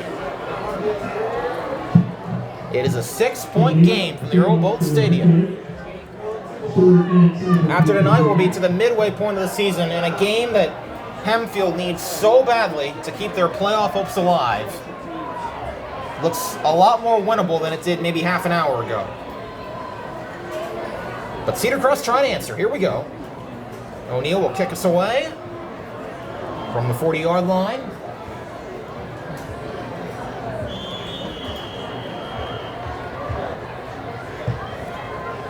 Booming kick. Seifert will take it inside the 5. And now let's see, can the Black Knights get a stop? He spins out of a tackle. And he's still on his feet, out of bounds finally by Joey Iandolo. Finally drove him out. It was a great kick by O'Neal. Almost went for a touchback, but Seifert took it. And able to bring it out all the way to the 35-yard line is where they'll spot it. Yeah. So this drive starts. As you said, Kasey, it was a great kick by O'Neal, but an even better return by Seifert. Yeah, nice job. Alrighty. What can Dams and the Cedar Crest offense do to answer? Let's see. Handoff to Cruz. Minimal gain. Minimal gain there. And it's going to be 2nd and 7, call it, from the 39-yard line. So what do you think the message is to Cedar Crest right now? I mean, obviously, they had to go into the locker room feeling pretty confident. Even with that touchdown they gave up, knew they were going to get the ball back.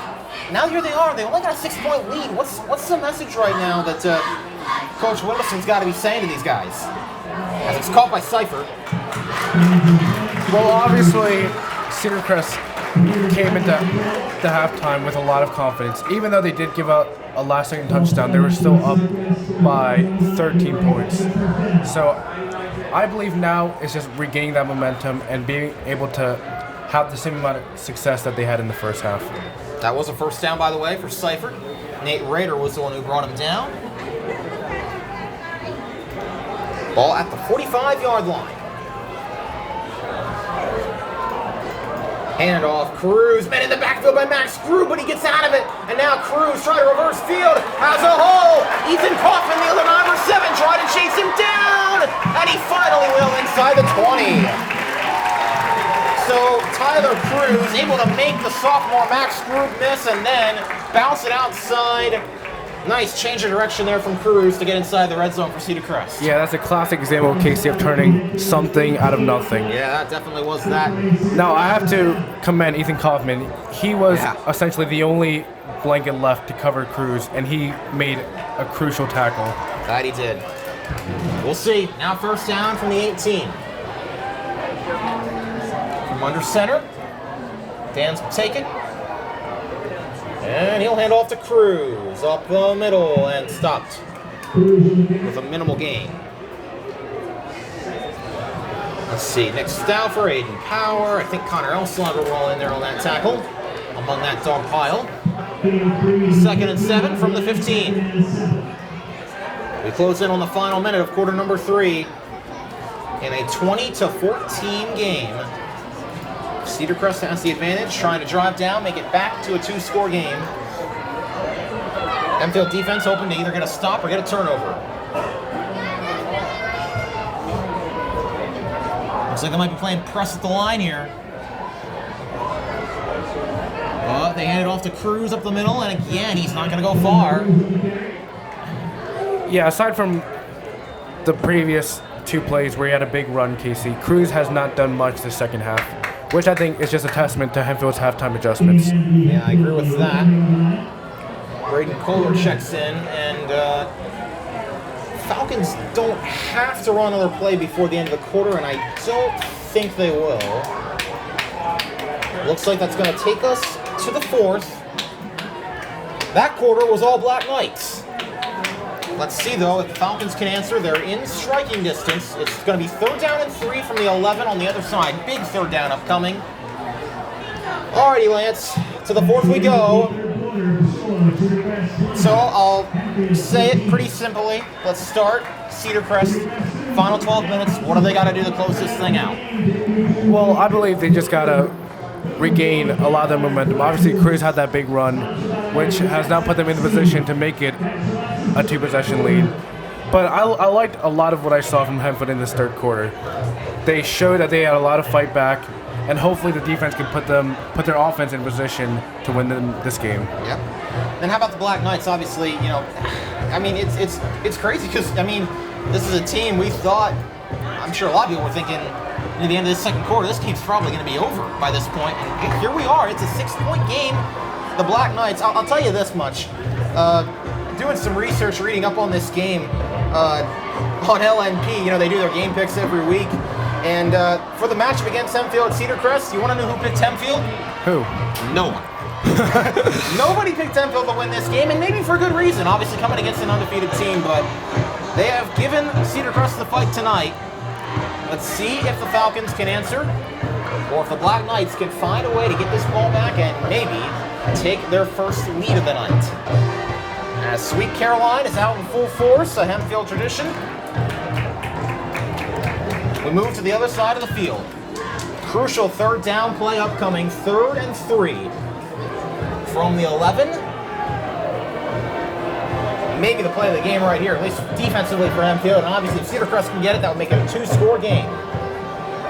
Here we go, 3rd and 3. In motion is Seifert, he'll get it on the toss, and he's going to get to the outside to get the first. Does he get to the pylon though? Yes, he does. Touchdown, Cedar Crest. Lawson Seifert able to get the corner and get to the end zone and give the Falcons back a 2-possession lead. Now, Kasey, that puts Hempfield in a precarious position.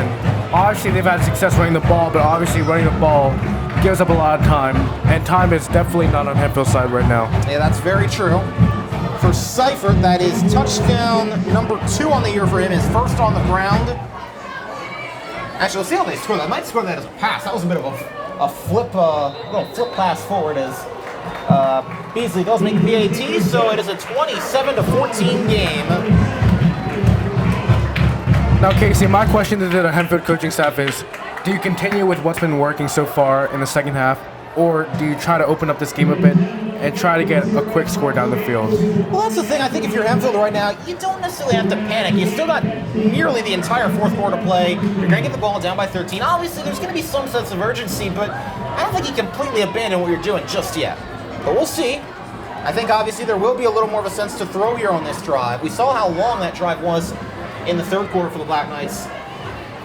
They'd be hard-pressed to, I think they can have 2 of those very same drives without letting the Falcons have one of their own, maybe. So let's see. This game's still very much alive for both sides, but right now the advantage is clearly with the Falcons. And we are 7 seconds into the 4th quarter. Do the math, we've got 11:53 to go. And we'll have Almodovar, Jimenez, the 2 juniors back deep to return. And if we could use a big play from them, not just on special teams, but on offense as well.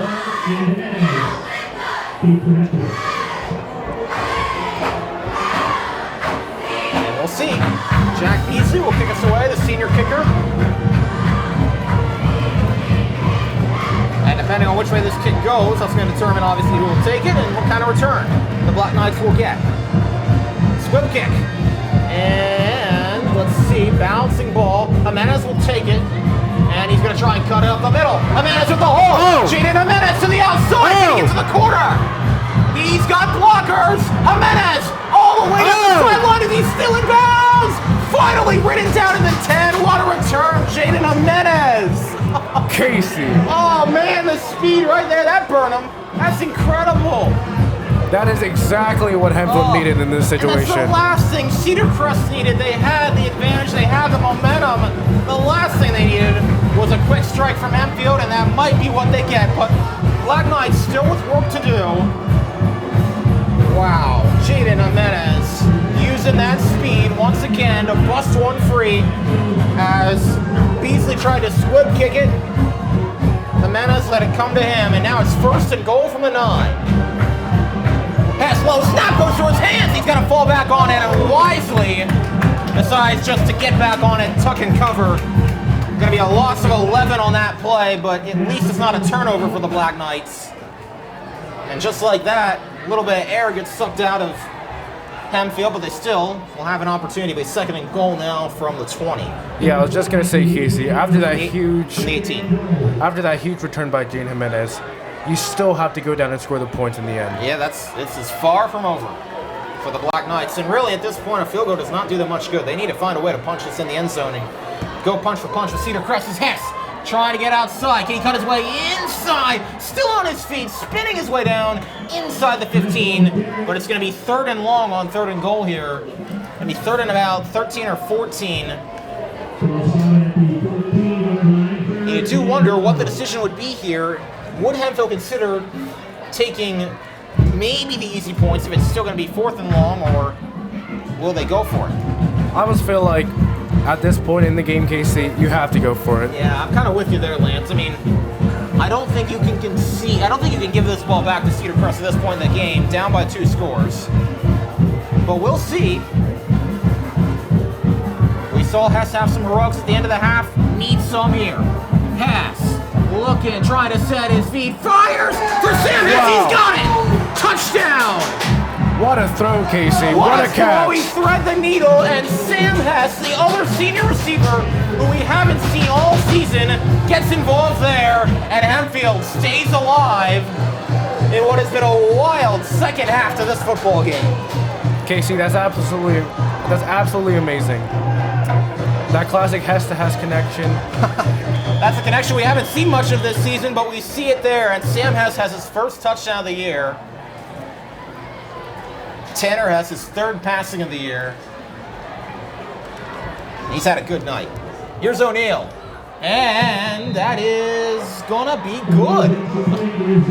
Nick O'Neal cannot miss right now. No doubt, Kasey.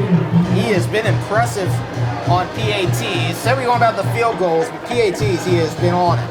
And that was quite a roller coaster of emotions on that drive. Oh, no You have doubt. a great return by Jane Jimenez, but then a fumbled snap, which then leads to a touchdown from Tanner Hess to Sam Hess.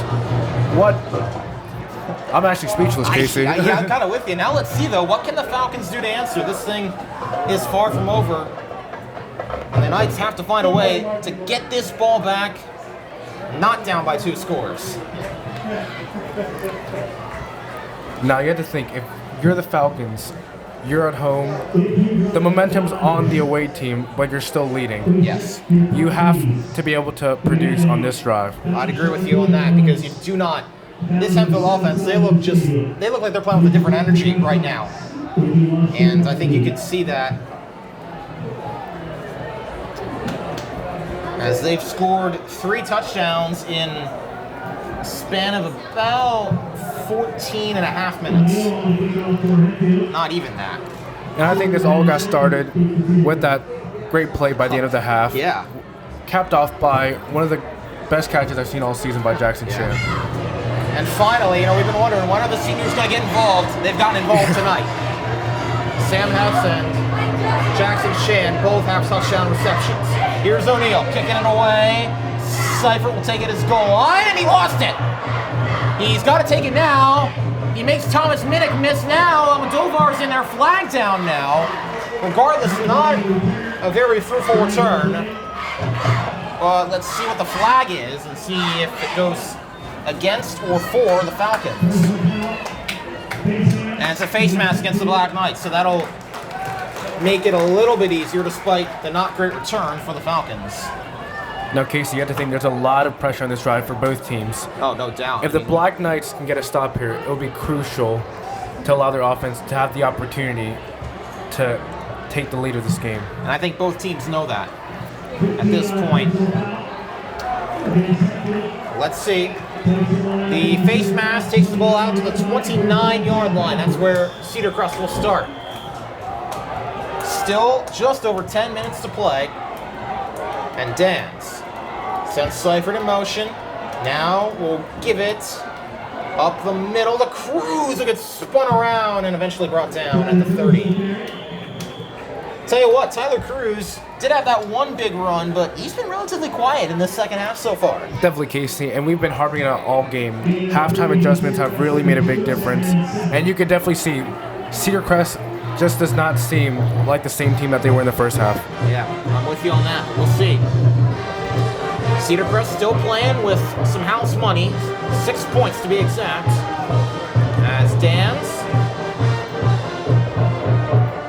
in the backfield. Seifert again in motion. And Dan's quick throw outside. Morales and Almatovar there for the sure-handed tackle. Down to the 35-yard line, and it's going to be 3rd down and 4 upcoming. That was junior receiver on junior defensive back there. And now, let's see, 3rd and 2 call it. They spotted at the 37-yard line. Gotta think, and I'd be kind of surprised they don't run it with Tyler Cruz here up the middle, see if he can get those 2 yards. Yeah, no doubt, Kasey. And hopefully the Knights are prepared for that. And look at that, they got the Wildcat formation back in. Seifert in the backfield. It'll be a direct snap to Cruz. He's going to take it. Can he get outside? Yes, he will. 1st down across the 50. Sean Kramer across the 40. Sean Kramer brings him down. It was a minimal game, but that's all they needed, and it moves the sticks for the Falcons. 1st down and 10 from the 42-yard line. And you have to wonder, Kasey, are the Falcons just going to try to run out the clock at this point, or are they going to try to play for the win? Or are they going to try to score another touchdown? Well, I mean, it's a little too early, I think, to run out the clock. You had 8:30 to go, but obviously if they can run the ball and move it efficiently and score, that's kind of the perfect storm right there for the Falcons. Let's see if they can accomplish that. From the 42, Dan's leg lifts and Seifert in motion, and now hand off and going nowhere. Aiden Power was the first to get to Cruz, and then everyone else came in to bring him down. I'll tell you what, Kasey, this Hempfield defense just seems on a mission to stop Tyler Cruz in this half. Yeah, I think Hempfield is kind of committed to the fact if you're going to beat us tonight, as in Cedar Crest, you're not going to do it with number 7. But we'll see if that works out for them.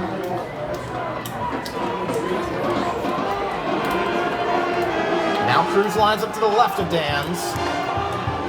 2nd and 10. They show blitz. Will they come with it? Throws outside. It's caught. Out on the boundary. And that is to Seifert for a gain of about 6 or 7 yards. And it'll be 3rd and 4 coming from the 48. And obviously now, as we're seeing Hempfield being able to stop Cruz on the run, we're seeing Cedar Crest starting to really move the ball and start airing the ball out on the field. Yeah, no doubt about that. All right, big play here, 3rd and 4, inside 7 minutes to play. Falcons have been outstanding on 3rd and short tonight. Can they keep it going? Dan's give. Cruz is got it. Pushing the pile all the way down inside the 40. So that time, Tyler Cruz does beat him. Gets inside, gets it down to the 39-yard lines where they're spotted, but that'll be enough for a 1st. Yeah, Kasey, that definitely looked more like the Tyler Cruz that we're accustomed to in the first half. Yeah, I'm with you on that. We'll see. Coming down as Dan's gets to play on the sideline. Now he'll relay it to the huddle. Under 6.5 minutes to play. 27-21 ball game.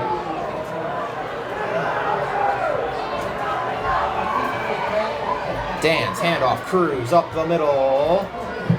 Still pushing the pile, and Jackson Chan, Ethan Cawthorne all trying to rip the ball out there at the end smartly. And we'll see. I don't think they'll give him a 1st, but it's going to be very close. It's going to be 2nd and 1 upcoming. Down to the 30 they go.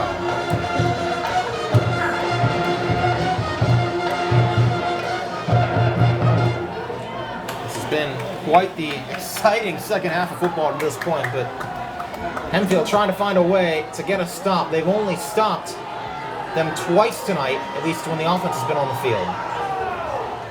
Dan's handoff. Cruz trying to find some holes.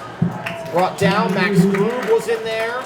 And I believe that was Burkhart. Yes, Jack Burkhart was also down there.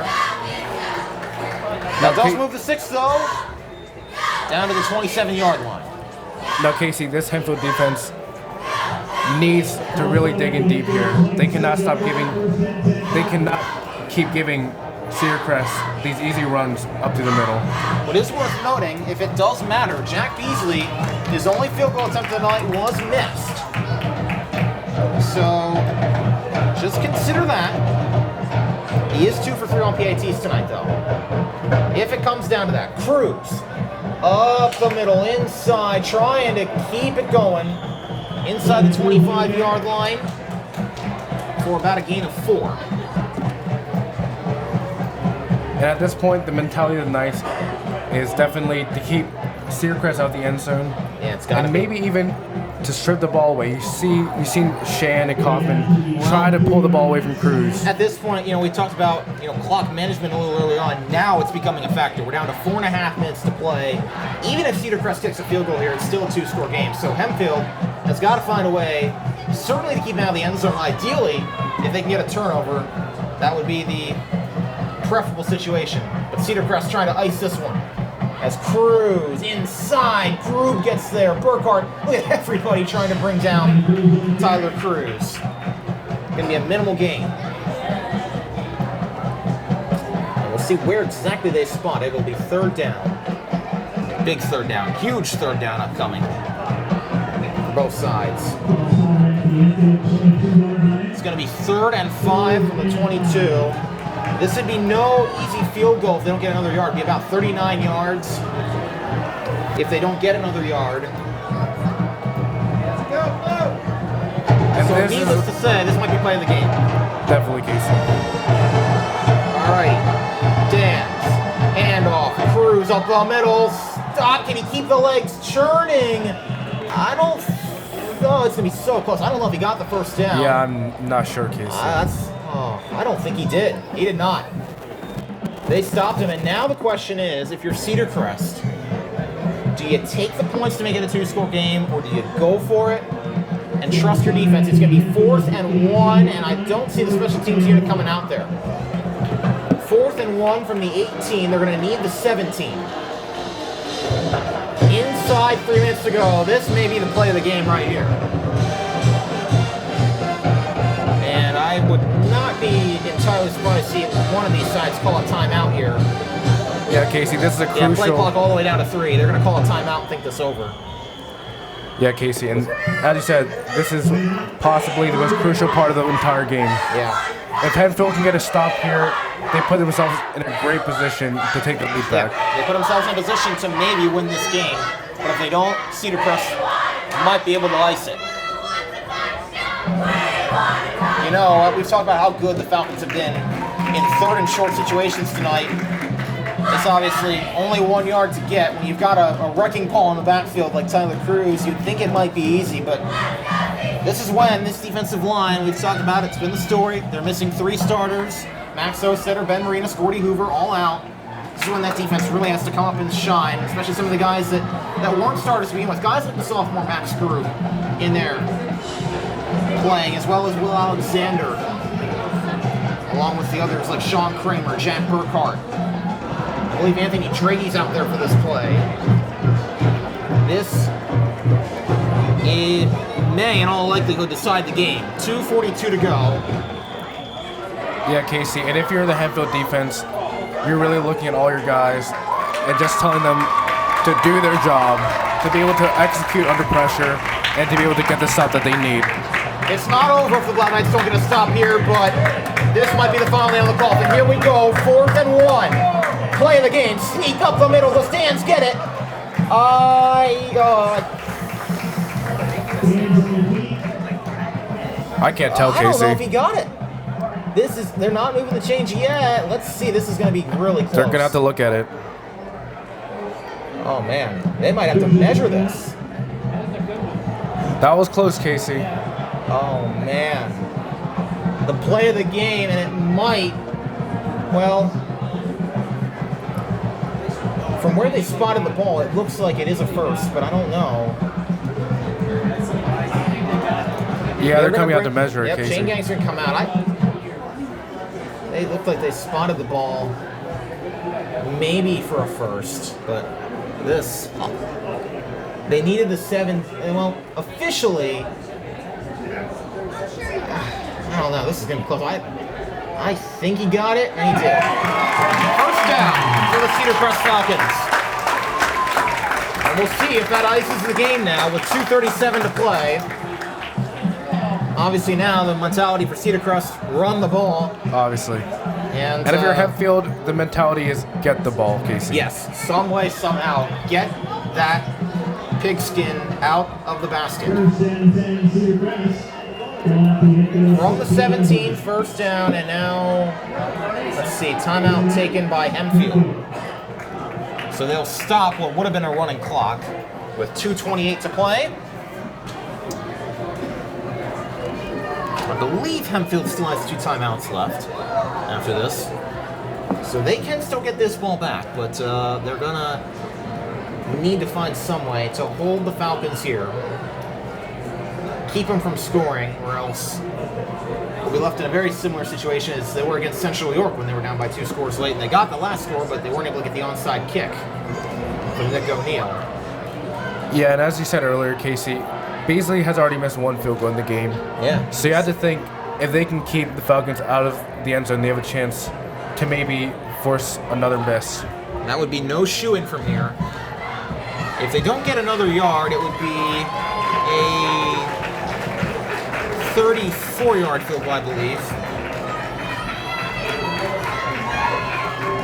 But everyone talking it over.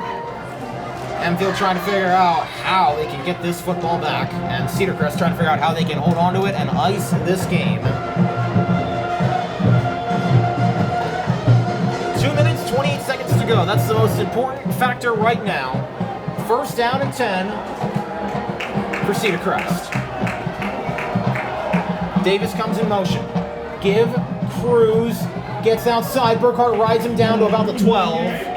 It'll be a gain of about 5 on first down. Black Knights will take timeout number 2. Or actually, no. Did Cedar Crest take a timeout? Interesting. They originally said Hempfield on the PA, and then the refs signal it as Cedar Crest.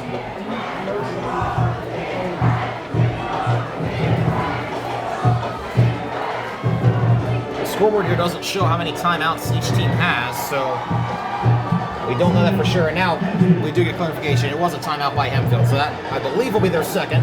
They'll have 1 left with 2:23 to go. Obviously, if they don't get a stop, it's kind of irrelevant, but we shall see. I mean, I'll tell you what, Kasey, this has definitely been a more interesting game than we originally thought it was going to be. Yeah, I mean, I think if you go back to a minute to go in half number 1, we thought this might be a blowout, and here we are. It's been anything but the Falcons have been in control all the way, and they're going to try and see if they can see these final 2 minutes, 23 seconds out and keep their undefeated season alive. Hempfield trying to find a way to keep from falling to 1-4. Handoff. Cruz up the middle, pushing the pile. Gonna be very close to a first down. And Hempfield will take, I believe, their final timeout? Yes, they will. So Hempfield's out of timeouts now with 2:15 to go. Most crucial part, though, is where this spot will be. Now there's an injured Black Knight down. And I can't make out the number from here.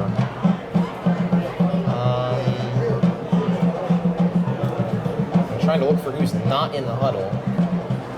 Is it... I don't want to speculate, but might be Aiden Power. I'm not 100% sure. We'll get a look here in a sec. Looks like they're trying to stretch him out, which is usually a pretty good sign. Yeah, I believe it is Aiden Powers. Of course, as I said, one of only 2 healthy captains on this team, and the only junior captain on the team. So that goes to show how highly this team thinks of him. But yeah, hopefully he's all right. It'll be 3rd and 2, by the way, on the other side of the timeout. So that'll basically decide the game If Cedar Crest gets a first down, they can run out the clock from there. If Hempfield stops them, well, things get a little more interesting. So this will be the play of the game coming up here.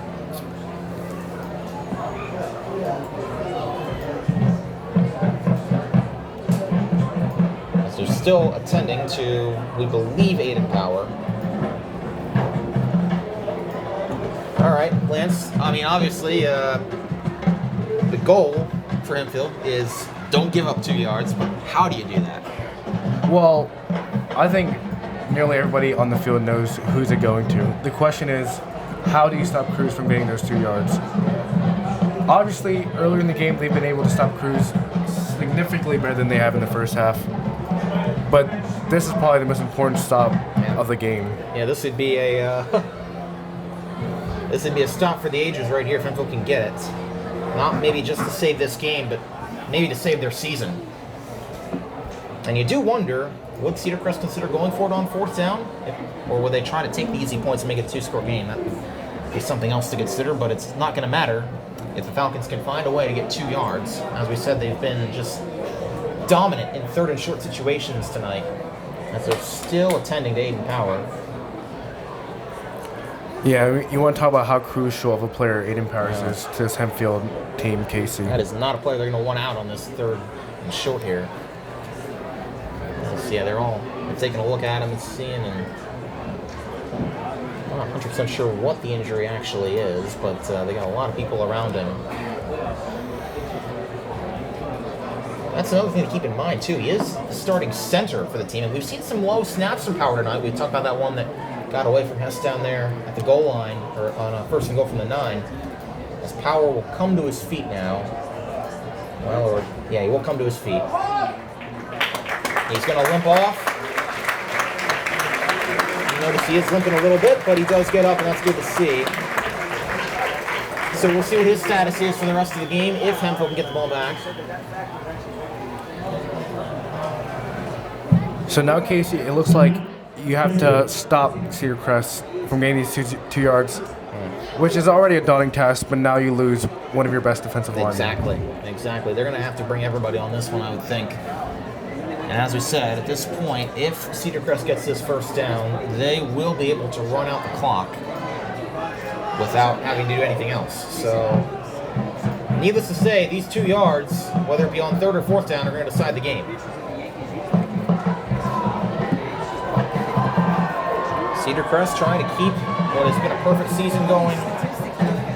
Hempfield trying to right the ship on what has been an abysmal past 3 weeks.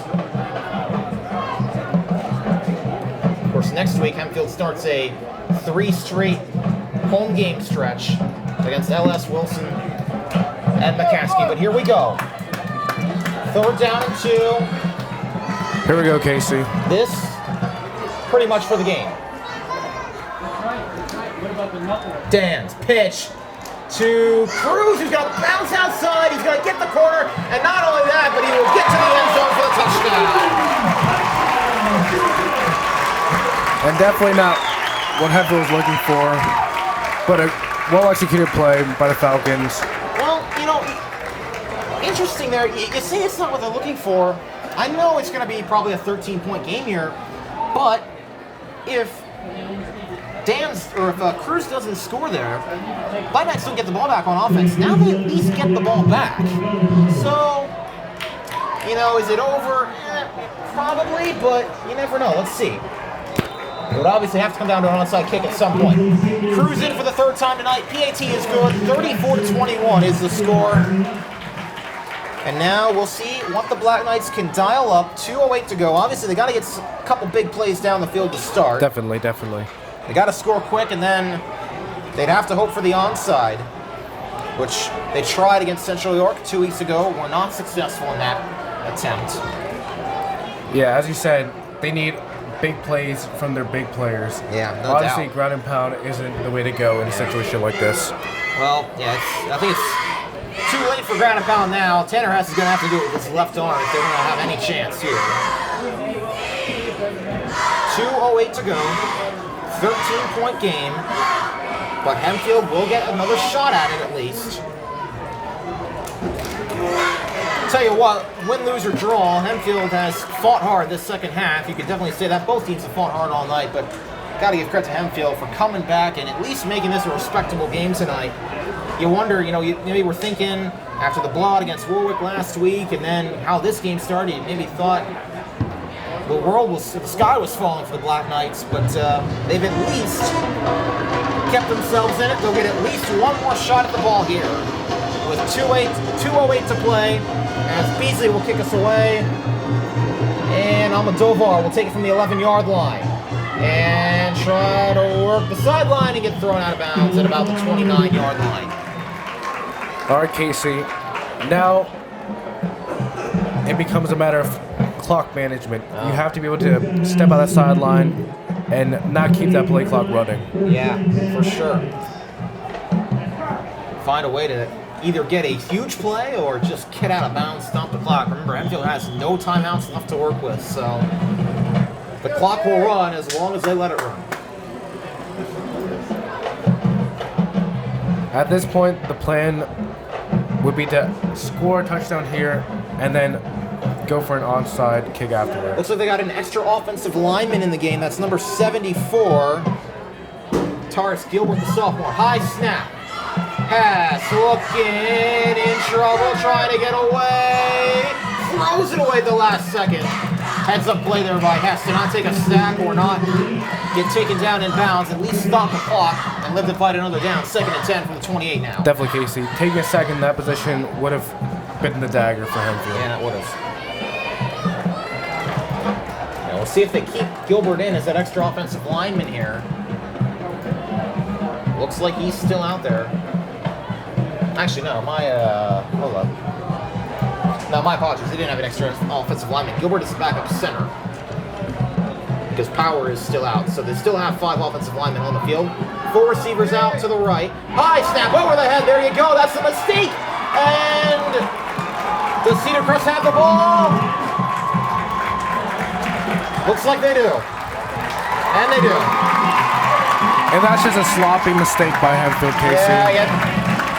Taurus Gilbert making his first gameplay appearance in for the injured Aiden Power.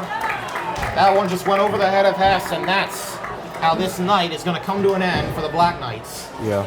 As Cedar Crest from here can run out the clock with 1:44 to go. And they will keep their undefeated season alive as they will next week head to Warwick next week. So that's going to be a very interesting matchup between two teams that will likely be undefeated at that point.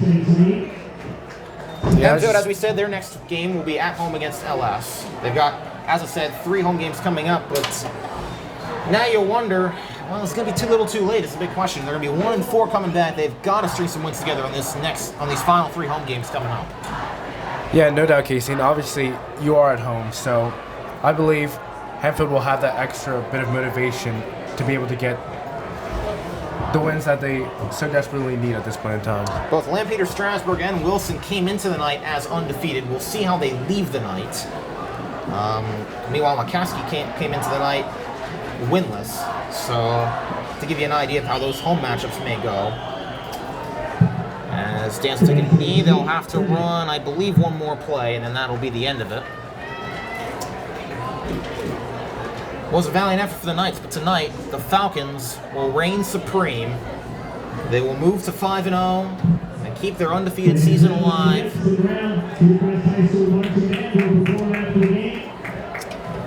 And at this point, obviously the player of the game, I don't think it's any question, it's Tyler Cruz. He's got 3 touchdowns in the night. He answered every time they needed him to. No doubt, Kasey. And even though the Knights had success in the second half in stopping Cruz, I believe when it mattered, he was able to come up big for them. He definitely was. Final seconds tick down. But no more plays will have to be run as we wait for that final buzzer to sound. But what a night. Obviously, the rushing attack.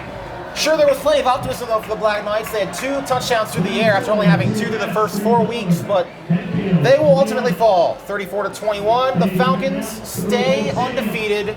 The Knights will fall to 1-4. And that's how this game will come to an end.